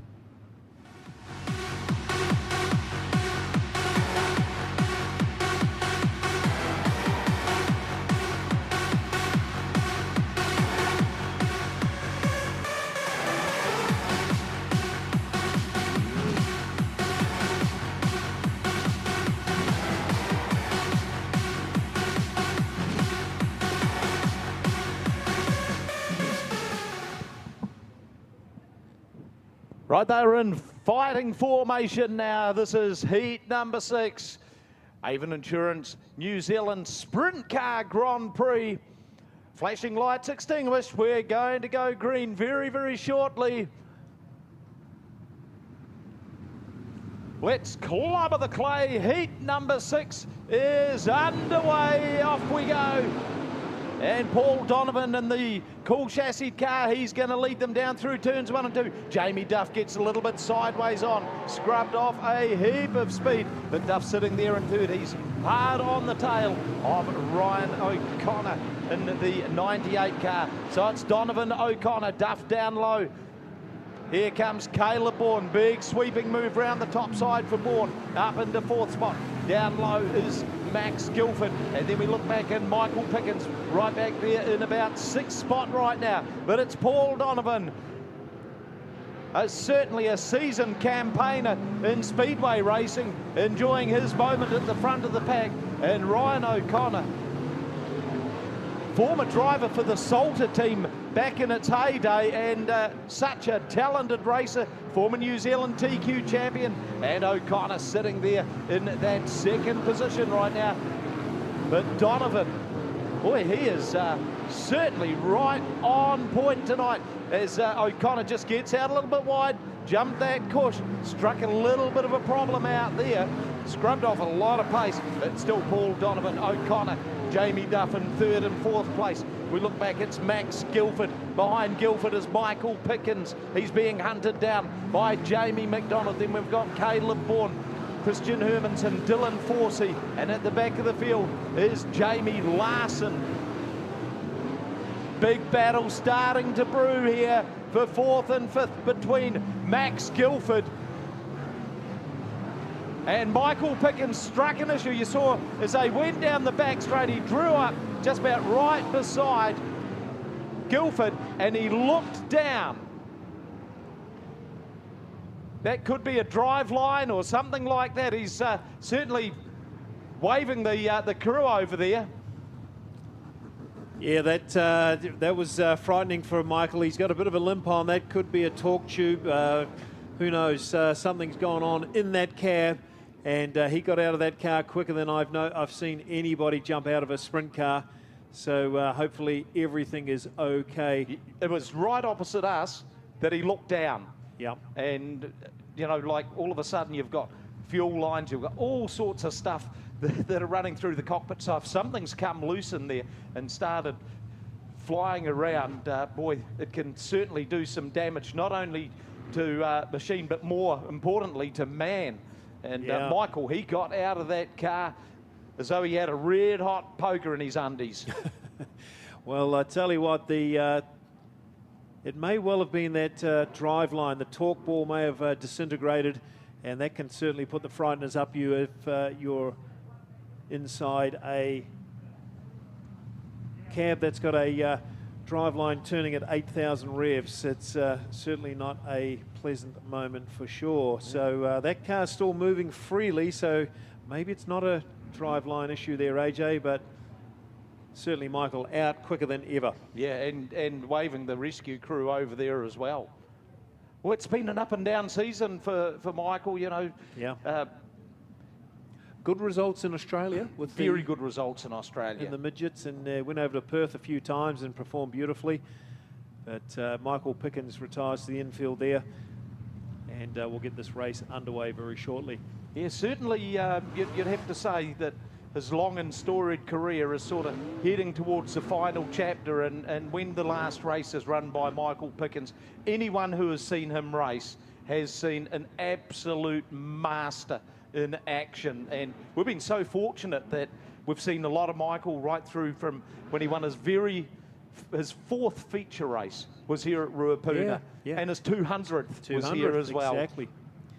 Okay, back to Paul Donovan. He's going to pace him round to the green flag. So we're at the halfway mark. Paul Donovan, Ryan O'Connor and Jamie Duff. That's the front 3. Duff pulls right up alongside O'Connor. Can't quite complete the passing manoeuvre. Track has narrowed up significantly. That heavy atmosphere not helping the cush move up there. at all. But Jamie Larson is finally singing on the right song sheet. Larson's picked up 3 placings in the last lap. Jamie Duff coming under intense heat and scrutiny from Max Guilford as they went into turns 1 and 2. The Duff man was up to that. 9 laps in the book. Paul Donovan, Ryan O'Connor and Jamie Duff, they are still the front 3. Start looking to the high side of the racetrack, and it is Jamie Larson. This is Larson territory. Should be painted on the fence here at Ruapuna, because when it gets big and wide, Jamie Larson comes to the fore. Max Guilford still hanging there for the 4th spot. Jamie Larson in 6th. Jamie McDonald hanging on to the 5th. White flag out. 1 to go for Paul Donovan. There's plenty of bark left in the old dog as Paul Donovan down through turns 3 and 4. Ryan O'Connor sitting there in that 2nd spot. Jamie Duff in 3rd. Max Guilford in 4th. Then we look back. 5th is going to go to Jamie McDonald. Then it's Jamie Larson behind them. Christian Hermanson, Dylan Forsey, Caleb Bourne. Well, Paul Donovan will be absolutely stoked. He's another part-time racer. He's a very busy man, doesn't get too many opportunities, but he made every poster winner in heat number 6. Yeah, great memories for you, Paul, and congratulations on you taking out a heat race here tonight at the Avon Insurance Sprint Car Grand Prix. A pretty good result. Ryan O'Connor was absolutely hustling that car as well as ever, and it was Jamie Duff making all the passes. He put some nice manoeuvres on, getting past Max Guilford towards the latter stage of the race. So congratulations to you, Paul. You've taken out a heat race here tonight at the Avon Insurance Sprint Car Grand Prix.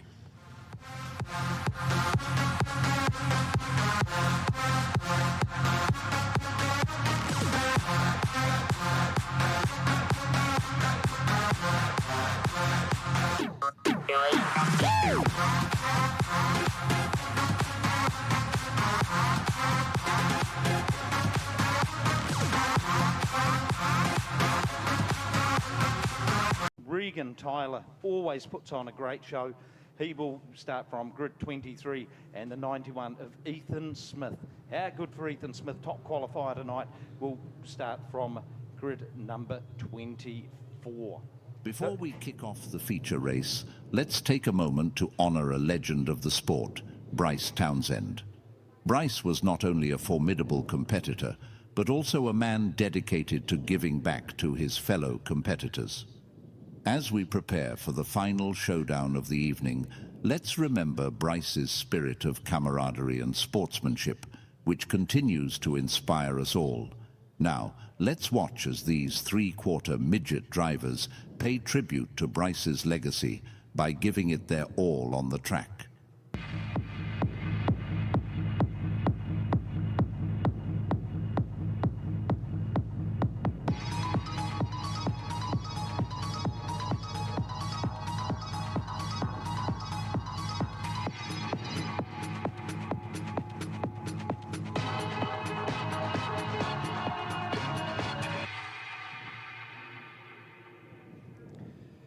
There you go, AJ. 4 wide salute there for the BT for race for mates for the TQs. Of course, a 30-lap feature here and fastest off the back. Great to see Ethan Smith, despite his difficult grid draw. Great to see he was the top qualifier tonight. Yeah, absolutely. And the driver of the 66N car, how could I forget Jaden Corkle? We actually haven't had Jaden here for several seasons, so good to see him making it along. That one just caught me out. I didn't get him off the off the computer printout today. Anyway, that front row, Maya Nicholson and Rebecca Bugler. Boy, what a job they've got bringing the field around. Absolutely. Nick Davies, if you could return to the commentary box, mate, just a couple of technicals for you to have a look at, Nick Davies. But this is a great field, isn't it, AJ? 24 cars on the track. We haven't seen this for a long, long time. 20 is normally how many we get, but 24, how? Are we going to get through this race? What do you think? Well, we'll give it a damn good shake. Looks like the weather gods have finally shone on us. It only took till 9:45 for them to do that.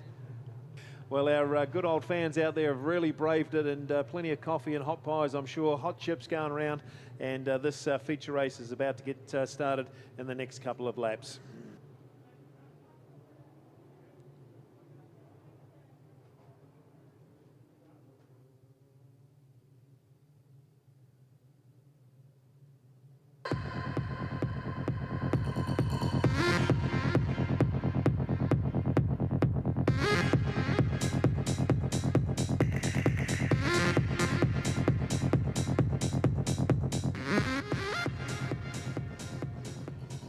Here we go, folks. 30 laps the distance, the BT for Mates TQ feature race. Boy, it is going to be a dirt track war. Big field of TQs, 24 of them. 30 lap battle. And the highest point scorers have got a heap of work to do. Dana Laurie from Auckland, the 21A car. Dana's controlling the race so far. Rebecca Bugler sitting there in second spot. Then Maya Nicholson in third. Jess Morris. Oh, the girls are having fun at the front of the field for the BT for Mates. We look at Cameron Soul in fifth. Then it's the 12 car of Nathan Bruff, another one of the Auckland drivers. But Dana Laurie, boy, she is controlling this and building up a very tidy advantage over her opponents. We'll start looking to see if we can pick some of the heavy hitters. Tyler Warnock, he's moved through. It's currently running in about 13th or 14th spot. He could be the fast mover.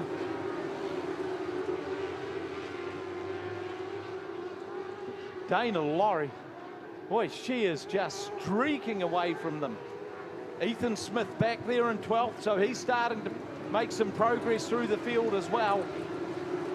The big boys will be hoping for a yellow light at some stage. Maya Nicholson in the 4 car sitting there in second. Rebecca Bugler in third. Jess Morris in fourth. But hard on Jess's tail. There's a gaggle of TQs being led by Montana Jameson and Nathan Bruff. Certainly the fairer sex are dominating this race at this stage with 5 of the 6 spots. Bruff makes a move, that elevates him to 5th.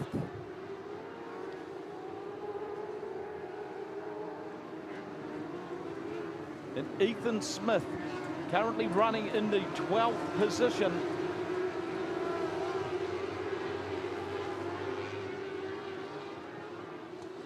Jaden Corkill, the 66 machine. He'll be one to look out for. One of Nelson's best.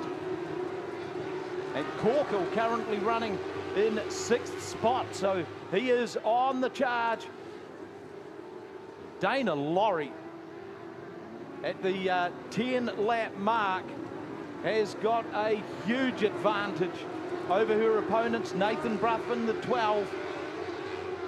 Sitting there in third, Maya Nicholson still just hanging on to the second spot. In fact, she may have just been shuffled back slightly.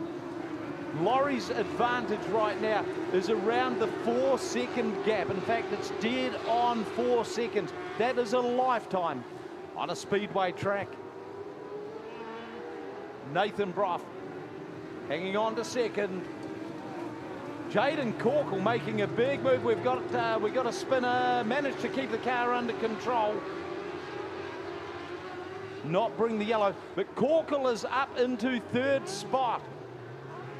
Some big prize money on offer in this BT for Mates TQ feature race. Of course, Bryce Townsend, a former New Zealand TQ champion and a regular down here in the TQ Masters event that used to be such a big part of the Speedway calendar.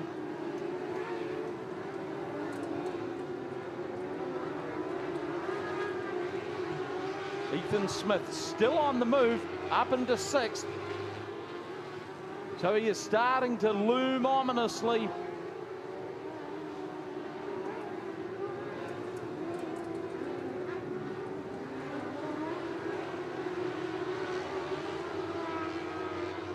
Oh boy, give a sucker a chance.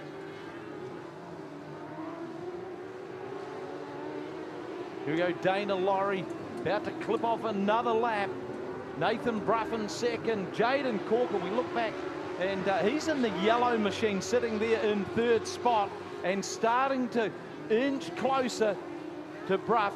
Nick Davey in the 8 car. Where did he come from? Currently up into 4th. Ethan Smith in 5th. And Maya Nicholson just faded a little into 6th. But Scott McIntosh from the Hawke's Bay, there or thereabouts. It's going to be an intriguing last half dozen laps or so. We're up to lap number 18. Yellow comes out. We got 18 in the books before one went round. Well, I tell you what, AJ, this format's very interesting. These fast guys are making their way through the field. There's so many cars on the track, it's difficult to keep track of them. But Ethan Smith has made his way from last to 5th. An absolutely stonking performance here for him. I'm sure he's going to make another couple of passes. Can he get his way all the way into first place? Ethan Smith, this race means so much to him. Bryce Townsend was influential to the Smith family. And what a great tribute it would be if Ethan Smith can make his way right to the front. Well, we said earlier that the big guns will be all looking for a yellow just to bunch them up. Because for all money, Dana Laurie had shot them to pieces. Very unusual for Regan Tyler to spin his car out earlier in the race. He's got back on the track and he's lapping as quick as anybody. In fact, he's got the fastest lap time, 15.8 seconds. But this format really conducive to a lot of passing and certainly makes for a very interesting race. Oh, that it does. Trying to get them bunched up for the restart.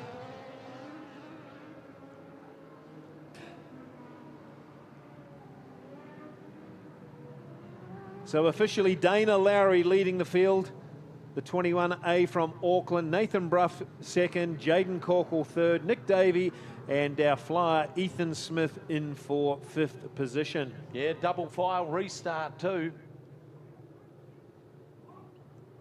Boy, this is a mix and match sort of finish, isn't it?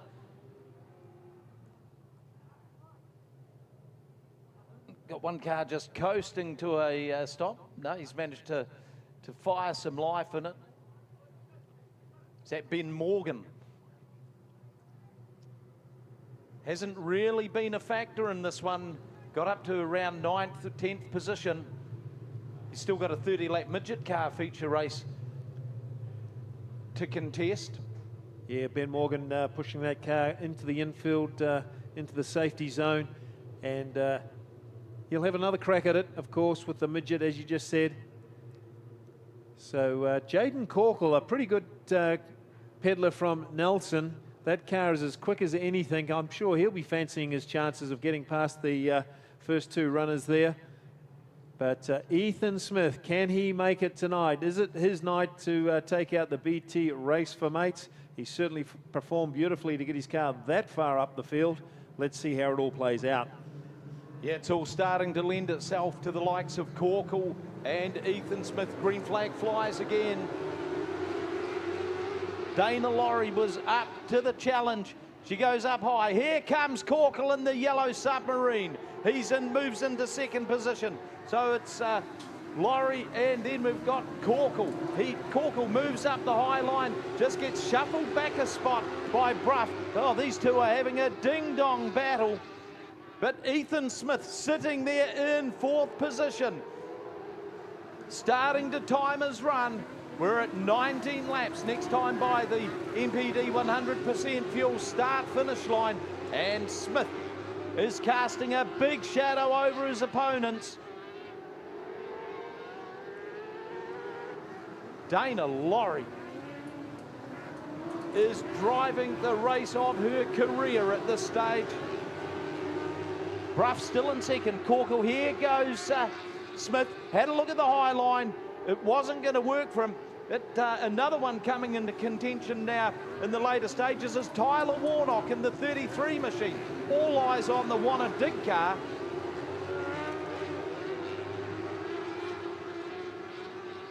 Here's a move from Bruff. He's looking for the inside running. Laurie just cuts him off. Bruff's going to have to work harder than that. The dirt work 66 of Corkle is all over this situation, just waiting for an opportunity. But the heavy hitters are very much right in contention with 8 laps to go. Ethan Smith sees a gap and he goes for it. Ethan Smith's up into third. But he's being followed by Scott McIntosh out of the Hawke's Bay. So McIntosh would certainly be one of the favoured contenders. Nathan Bruff, he's leading the charge of the TQs now. 6 laps to go. Dana Laurie in second. Ethan Smith in third. But look at them. That bunch there that are sitting there fighting for third through about 8th spot. Anything can happen in the last handful of laps. Bruff has got the brake on them. He could be very hard to pull back from here. Nathan Bruff, Dana Laurie, Ethan Smith, they're the first 3. Laps counting down. And Bruff with around 1.5 seconds advantage over his opponents. On the positive, he's got 3 laps to go. Ethan Smith now trying valiantly to get around or on the inside of Dana Laurie. Smith's got other problems because Jaden Corkle is running him ragged, as is Tyler Warnock, who's moved into the picture. Smith just drifted off the pole line a little. Corkle took it. Smith's taken the 3rd spot back. What a ding-dong battle we've got going for the minor placings on this one. White flag out for our race leader, Nathan Bruff. Dana Laurie, she's sitting there in second. Oh, tell me that this race doesn't mean something to them, because Tyler Warnock's just muscled his way through into 3rd spot. Ethan Smith's not taking that standing down, but he's going to have to, because Nathan Bruff wins. Dana Laurie in second.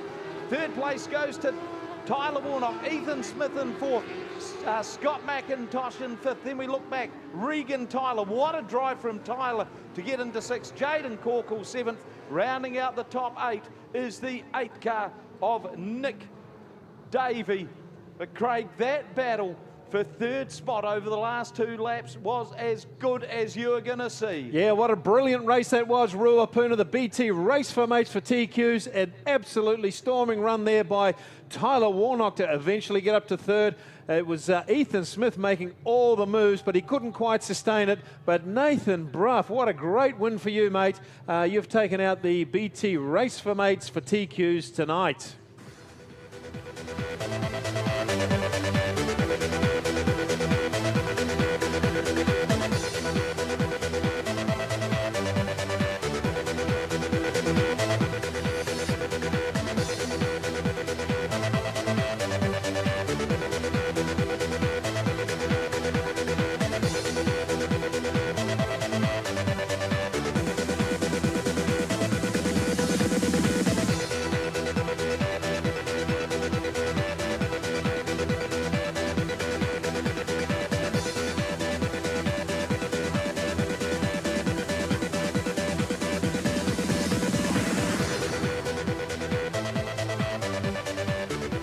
There he is, Ruapuna. Nathan Bruff all the way from Auckland, doing a couple of wee donuts there.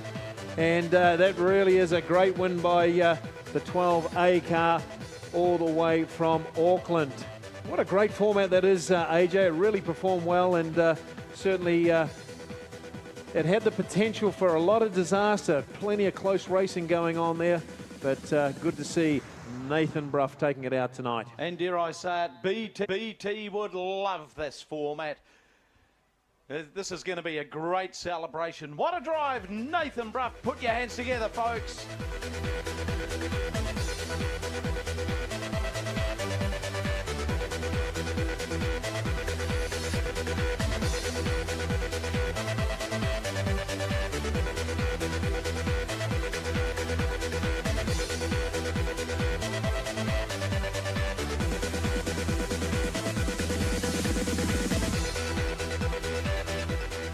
Well, there you go, AJ. One of the best celebrations I've seen all year. It means a lot to these Aucklanders coming all the way down to Ruapuna Speedway and taking out the BT Race for Mates for TQs. What a great race that was, Louise. I'm sure Nathan's very pleased about that win, and certainly lots of celebration going on down at Victory Lane right now. There certainly is a lot of emotion down here in Victory Lane. Nathan, very, very stoked to pick up this win. Nathan, that was a long race, obviously 30 laps in memory of Bryce Townsend, but here tonight at Ruapuna Speedway, picking up the feature win. Oh, I'm munted. Oh, sorry. What am I doing wrong? Oh, I'm munted. I thought that race was never going to end, but I'm happy it did, and I'm happy it did with me in the lead. This event's amazing. It's so cool to for this event to be all about Bryce Townsend and what he did for the Speedway community and everyone. I want to thank all my sponsors on the car: Action Outdoors, Starfish, So-Called Designs. This car wouldn't look that great if it wasn't for Zach. Nook Homes. I want to thank Brad for giving me this entire week off work to come down and race, so I'm kind of hoping I've delivered. Carbotech, all the carbon fiber work is amazing. Avondale Pack and Send, they do everything. Everything's there when it needs to be. My dad, my mum, and my sister, I love you guys so much. You guys support me unbelievably. Everyone from the Tyler crew, everyone that invests into this car, just thank you a lot, and thank you. Congratulations, Nathan Bra, tonight's TQ feature winner.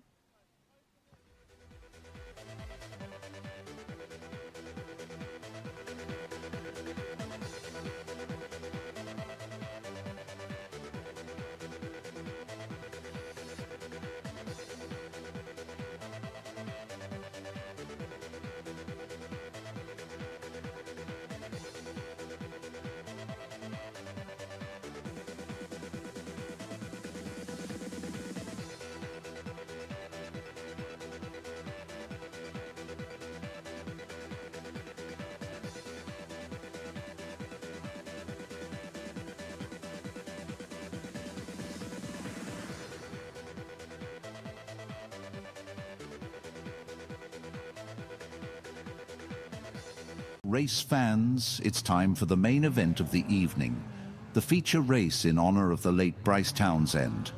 As we remember a legend lost too soon, these midget drivers will pay tribute to his legacy with every lap they take around this track. So let's salute Bryce Townsend and celebrate his passion for racing as we witness the thrilling spectacle of the feature race here at the Thunderdome's BT Race for Mates series.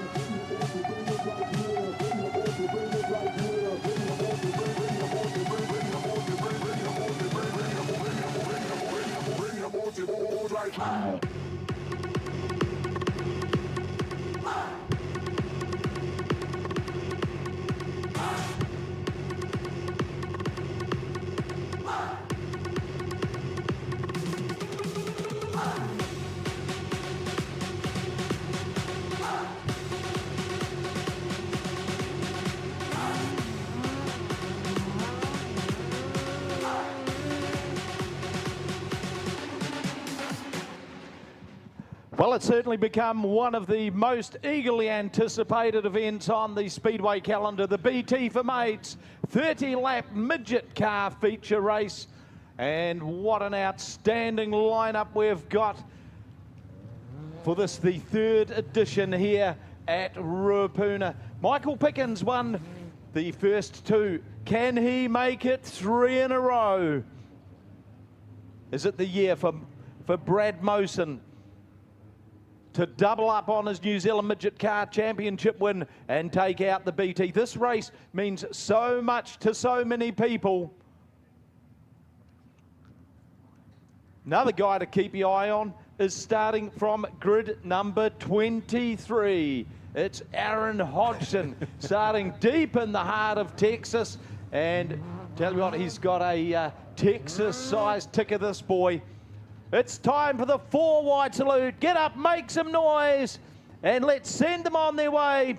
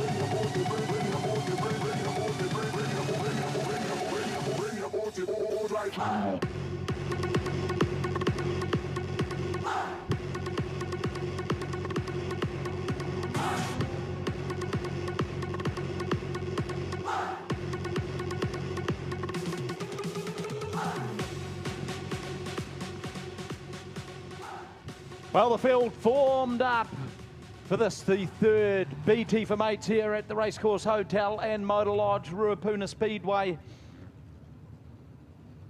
It's going to get wild. It's going to get woolly. Boy, what a talent-stacked field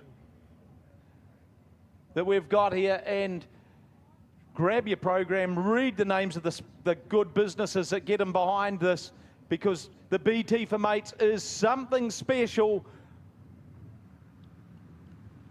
It's time to sit down and hang on. It's going to be a white knuckle ride. The 30-lap BT for Mates is underway, and Alec Inslee from the front row gets a belter of a start. Brad Mosen moves top side very, very quickly. Moves into the third position, shuffling Jack Lowe back a bit. There's some contact down there. Nathan Wilkie, is it maybe? Got tied up in that. Boy, throttle jockeys already. Yeah, Nathan Wilkie going round there, and it was a high-speed game of chicken for everybody going past him. Aaron Hodgson just put his car sideways to avoid that accident. No major incident. Hard to believe that nobody got clipped with that one. So very fast start there for our front runners, but a bit of carnage just sitting there in the back. Yeah, when you look at Ben Morgan and Alec Inslee, what a couple of absolute young talents we've got pacing the field for tonight's BT for Mates 30-lap feature race.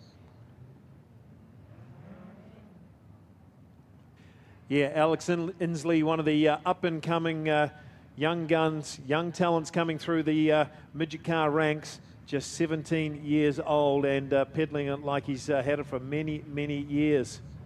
Yeah, I don't think Jack Lowe's going to be too disappointed about the yellow. He had been shuffled back to about sixth spot. Yeah, unusual for Jack to get such a bad start. Mosen pounced. Oh, yeah. Brad Mosen could sniff it. And lots of intensity in this race. Of course, you've got Mosen and Pickens just in the mid-pack there, wanting to get past these front runners, of course. And Nathan Wilkie getting a full restart by the looks of things. Yeah, he'll shuffle into around about grid number 8. Aaron Hodgson right off the back. He's got the best view of the house of the field, but the most difficult job to do, of course. Keep an eye on that Carter's 35. He's certainly a one-man highlights machine. You imagine the view that Hodgson's getting. It'd be like looking at the, being the half-burnt bit of popcorn in the blender, wouldn't it? All the colours in front of him. Rightio, take 2 for the BT, number 3. That's a better start for Morgan. So Christchurch's Ben Morgan takes him down the back straight. Big wheelie by Michael Pickens, who's made his way up into 3rd spot very, very quickly. So it's Ben Morgan, Alec Inslee, Michael Pickens, Jack Lowe and Brad Mosen. They're the leading 5 contenders right now. Mosen coming under some real pressure from Peter Honeybell in the 9 car. Michael Pickens, boy, he just got the short back and absolutely no sides from Alec Inslee. He had made the move. Inslee was up for the challenge. So it's Ben Morgan. Orange light on. We got one against the wall down the back straight there. Could that be Travis Buckley?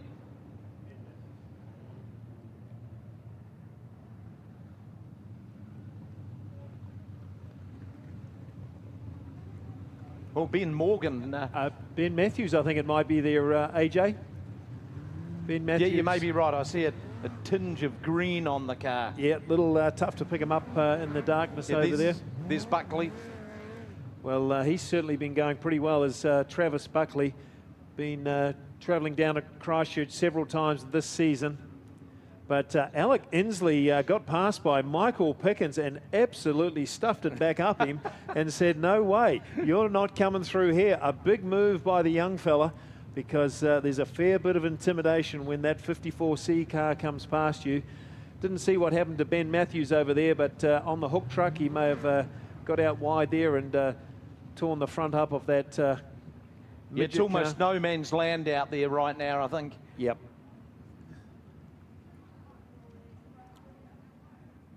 And that's the unfortunate thing with that heavy moisture that was hanging around. Yep. It just wasn't allowing the track to move. It was just starting to roll up into a great big clump. Narrowed the racetrack up significantly. Just watching Peter Honeybell on that restart, got a lot of rear wheel drive on that, pulling wheelies going down the front straight. You've got to be a brave man to hold your foot up it for a long time down that straight. But certainly he'll be waiting for some of that fuel to burn off and get a bit of balance in that car. Ben Morgan got it all in front of him now. Just 3 laps in the book with 27 to go. But we've watched Ben Morgan drive perfectly around Ruapuna many, many times before. But he has got some hot shots just in behind him in Alec Inslee and Michael Pickens. Yeah, and every year one of our local boys certainly puts up his hand with the BT for mates. The first year it was Jack Lowe who got everyone's attention when he finished 4th. And don't forget last year, Ben Morgan finished 4th and Jamie Duff finished 5th, driving Tom Lumsden's car. He did indeed. The Duff man, first time in a midget, had a crack at the BT for mates and got 5th. Unbelievable performance, and certainly deserved it as well. Drove very well that day. Yeah, officials give it the all clear. We're going to go green very, very shortly. Here we go. Green flag comes out. Ben Morgan, Alec Inslee, Michael Pickens and Brad Mosen breathing down their necks. Those two young drivers, boy, they're going to really come under some real scrutiny. There's another skirmish. Yeah, looks like Trent Way got his car to the infield there. Again, a lot of drivers avoiding that, and could have been quite nasty, but that car getting pressed to the infield and ended up on the grass. It'll be good once we get some momentum, once the traffic starts getting just spread out slightly.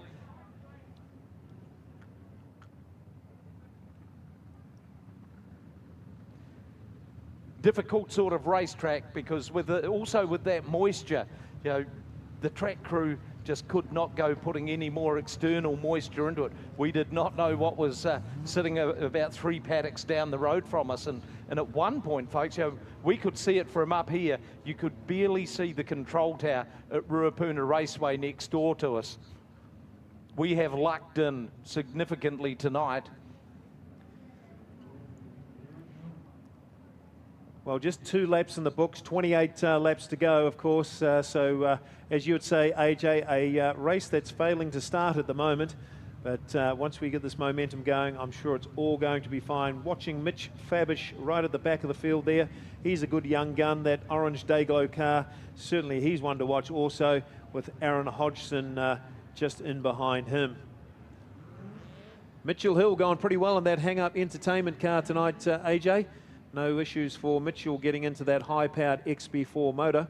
He's a real talent, isn't he? Yeah. And he punts that the Cisco Mopar of his around here just nicely, and what an opportunity. So last year it was Jamie Duff that the Lumsden team turned the car over to, and this year it's Mitchell Hill. Of course, Tom would be itching to get out there. Absolutely, yeah. It was a hand injury, I think he had last year. Oh, goodness. Talk about accident prone.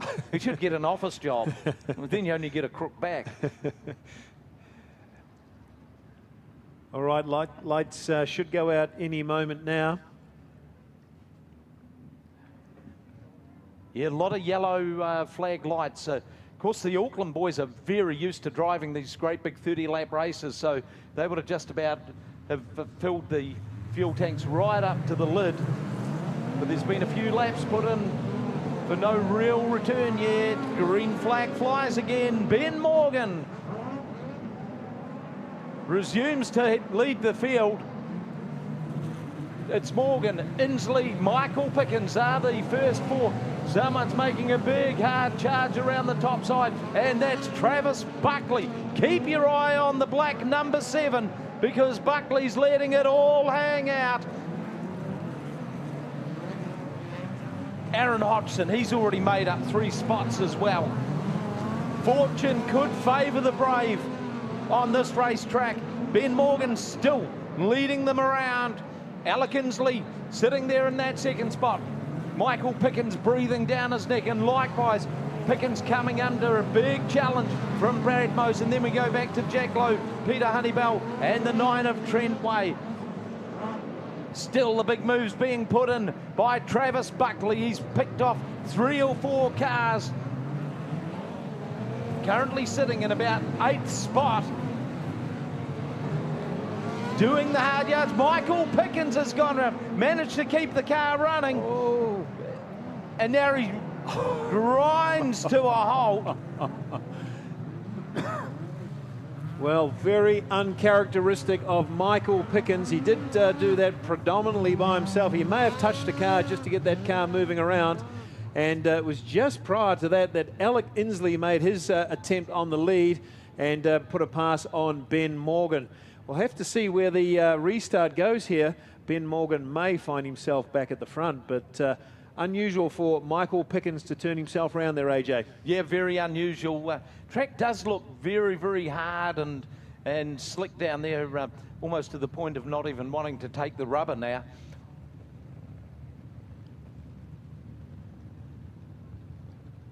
Well, we might be in for It's going to spice things up. I was going to say, we've seen Michael Pickens do this many times before. Right from the back, watch that car. If he's in the right sort of mood, I'm sure he'll make his way right through most of the field.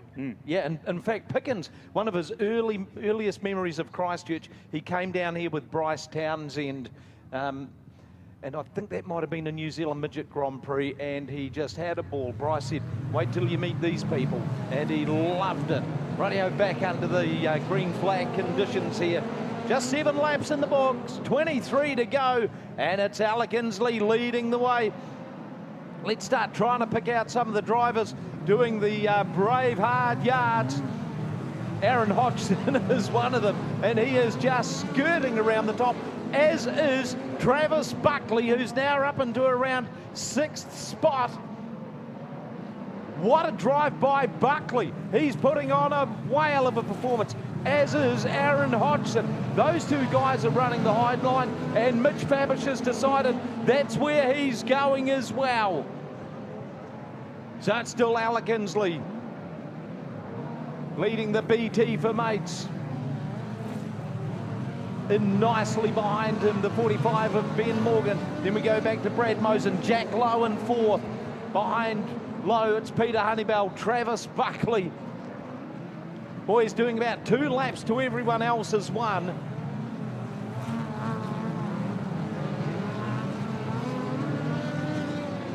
Race starting to settle itself down, and Brad Mosen is another one that's moving up the high line. You just see him starting to run the cushion a little, while Inslee and Morgan quite happy to run the bottom part of the racetrack. Another guy I wouldn't mind betting you see go topside soon will be Jack Lowe. Few locals run the high line as well as Jack Lowe does. And it could be no sooner said than done, because Jack Lowe, he's now starting to get up and among the dirt. It's still Alec Inslee, 12 laps down. Ben Morgan in 2nd, Brad Mosen in 3rd. These 3 have got a pretty sizable break over their opponents. Jack Lowe sitting there in 4th. Down low is Peter Honeybell. Yellow light comes on for Mitch Fabish. Well, I tell you what, we're going to take a breath here, AJ. There is action all over the track, and it's no other than Aaron Hodgson and Travis Buckley making all these big moves. I see that Michael Pickens has made his way up to 14th already, 6 placings in that short little burst. But you can't take it away from Alec Inslee at the moment, lapping beautifully. He's got the quick time, 15.93 seconds, and Ben Morgan will have another chance here to take on the young gun from Auckland. Yeah, we've got the tow truck out there to get the Fabish car off the track. He'd been languishing somewhat in the field. Yeah, not his usual style. He certainly had some pretty good heat races here earlier on today, and a disappointing end to his night tonight for sure.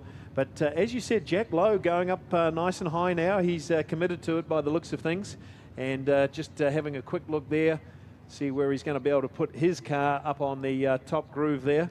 A little dangerous up there from time to time, but you can certainly get some big momentum if you can get that right race in the sticky dirt up the top. Yeah, it's almost as though he saw Brad Mosen go up there and start making some leaps and bounds, and Jack thought, this is for me too. Remember that run in the New Zealand Midget Car Championship when he went up there? It was almost a win it or bin it situation, and boy, he's a brave lad. Absolutely. That's Jack Lowe in that City South Van Spears car.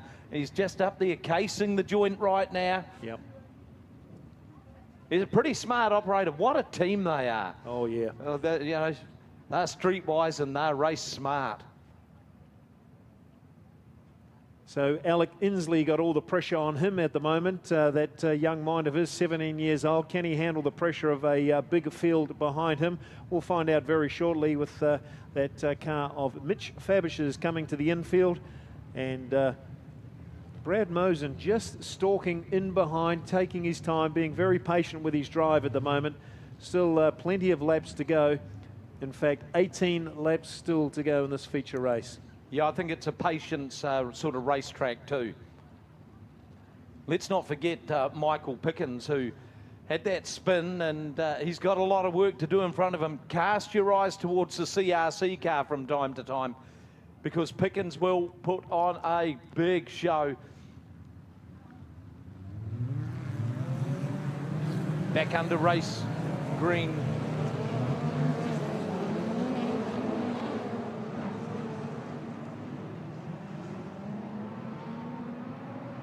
And the field certainly split among those who want to go up high and those who don't.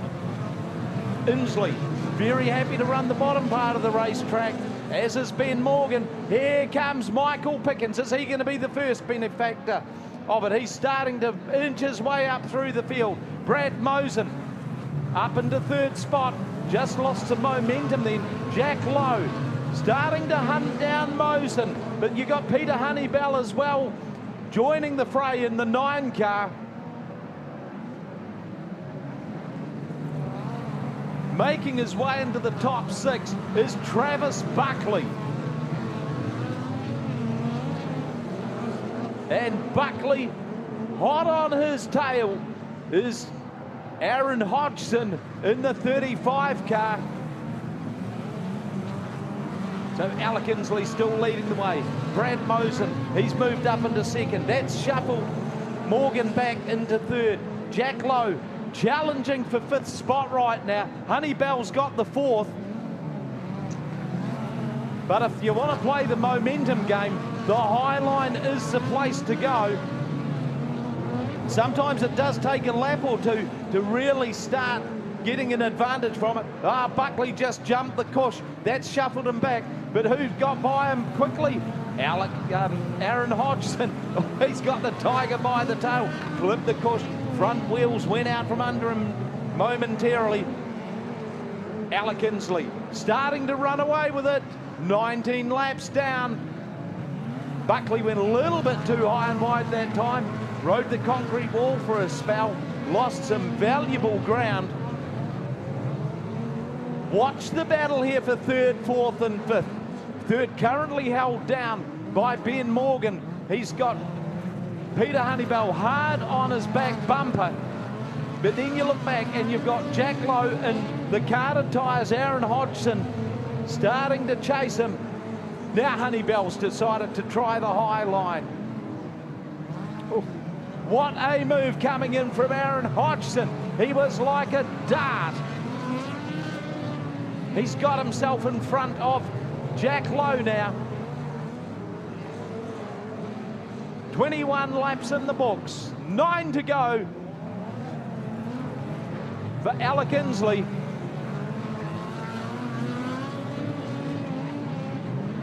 And once Mosen gets off that true high line, he appears to be struggling. Certainly the cush down turns 3 and 4 looks treacherous, not the place to really go too close to. Let Aaron Hodgson prove us all wrong on that, because Hodgson is up into 5th position. Alec Inslee coming around. Just 6 laps to go now for Alec Inslee. Brad Mosen in 2nd, Ben Morgan in 3rd, Honeybell in 4th, Hodgson in 5th, Jack Lowe. Next, Michael Pickens retires to the infield. Buckley's retired to the infield. Could it be fuel for both of those drivers? Certainly a lot of yellow laps earlier in the going. But what a performance being put on the table tonight by Alec Inslee. Mosen is the only one with a real opportunity to threaten now. And he's about 8 car lengths in arrears. Third held down by Ben Morgan. But oh, boy, talk about a North Island ambush. They're coming at him from both angles.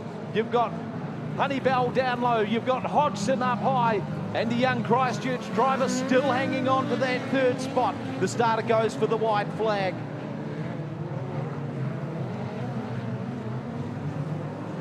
And that is going to fly for the driver of the Yale forklift 71 car. We've got one around. Wow, this is gonna shake it up. Looks like Morgan McHugh gets his car all turned around the wrong way. And of course, Alec Inslee now has to survive a couple of laps with Brad Mosen and Ben Morgan hot on his tail. Can the 17-year-old hang on and take the BT Race for Mates for Midgets? We'll find out very shortly, but there's no more pressure that could be applied apart from having the 1NZ of Brad Mosen right on your tailpipe. And look at that, Aaron Hodgson up to 4th. He started on grid 23. Absolute excitement machine. Yeah, there's the hard charger award. Absolutely. So a few of these cars to the infield. It looks like Michael Pickens made it there, Mitch Fabish. Not quite sure that one down here in the front, AJ, but... Yeah, that's Travis Buckley. Oh, Travis, it is Travis, okay. So, folks, can the young fella survive it? We'll find out in a moment or two. And can Ben Morgan make a move on Brad Mosen? I'm sure he'll fancy it. He's got a pretty good set of wheels under him. That Glenn Milroy Midget is as fast as ever. And well, he's not out of place in this sort of company, is he? Ben Morgan finished 4th in last year's BT for Mates. Is he going to go 1, 2 or 3 better? Is he going to hang on? Running out of laps. And it's Alec Inslee. Oh, we've got someone just went rocketing into the corner, turned it around. And that's Peter Honeybell.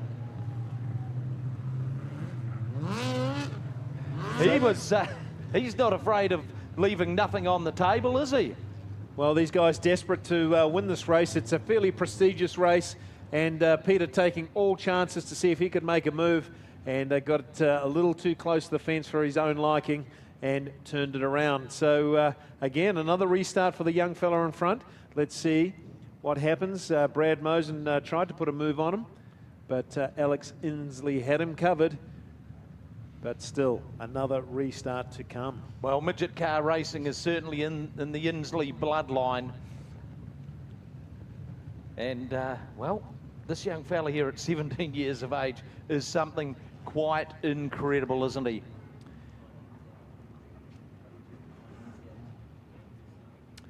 Well, I tell you what, AJ, I'm convinced Aaron Hodgson will put a Hail Mary move going around turns 1 and 2. He's that sort of a driver.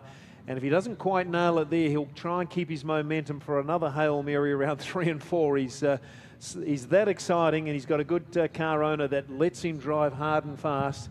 But Peter Honeybell being pushed to the infield, of course. Not a good end to his evening. Well, he gave it everything. He did. And just a couple of laps to go here, folks, for the BT Race for Mates for Midgets. Yeah, just as well these things don't have a fuel gauge, because that'll be sitting there riveted to them.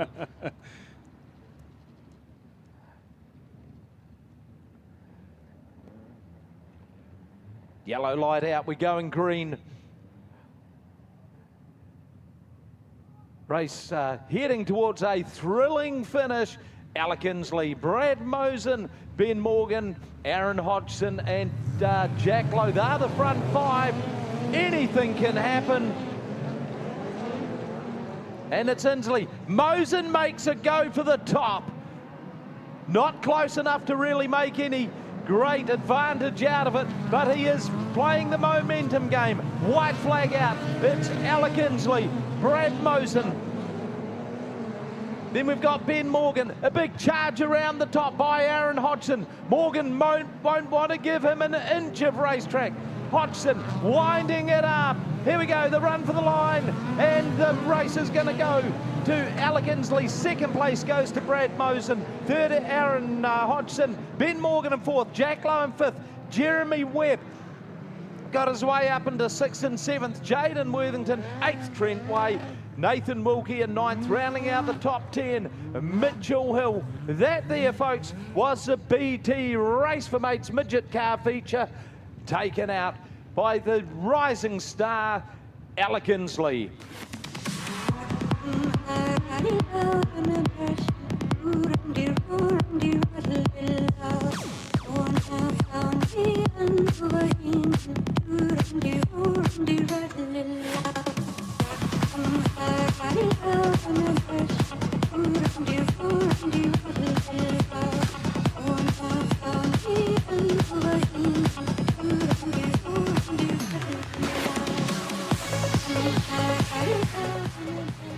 Yeah, give it up, folks, for Alec Inslee. He survived it, 30 laps of absolute torture, and that 71 midget car all the way from Auckland, just reward for the young fella, and he managed to take out the BT Race for Mates in a pretty good style.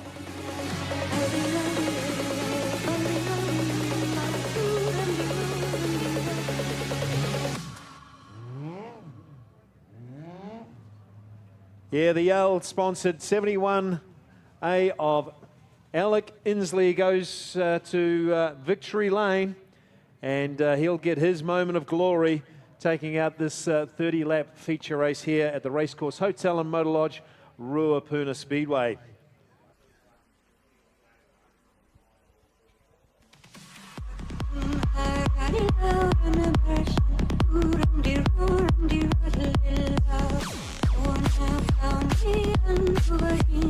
There he is, folks. Give it up for the young fella.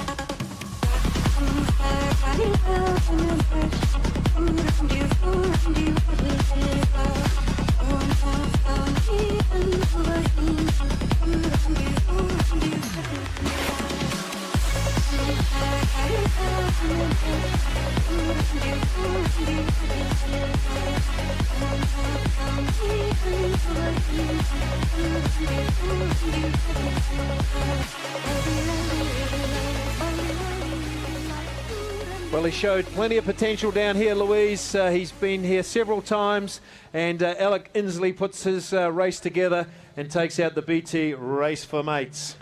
Certainly no stranger to Ruapuna in both the quarter midget and now the midget. Alec Inslee picks up tonight's BT Race for Mates midget feature.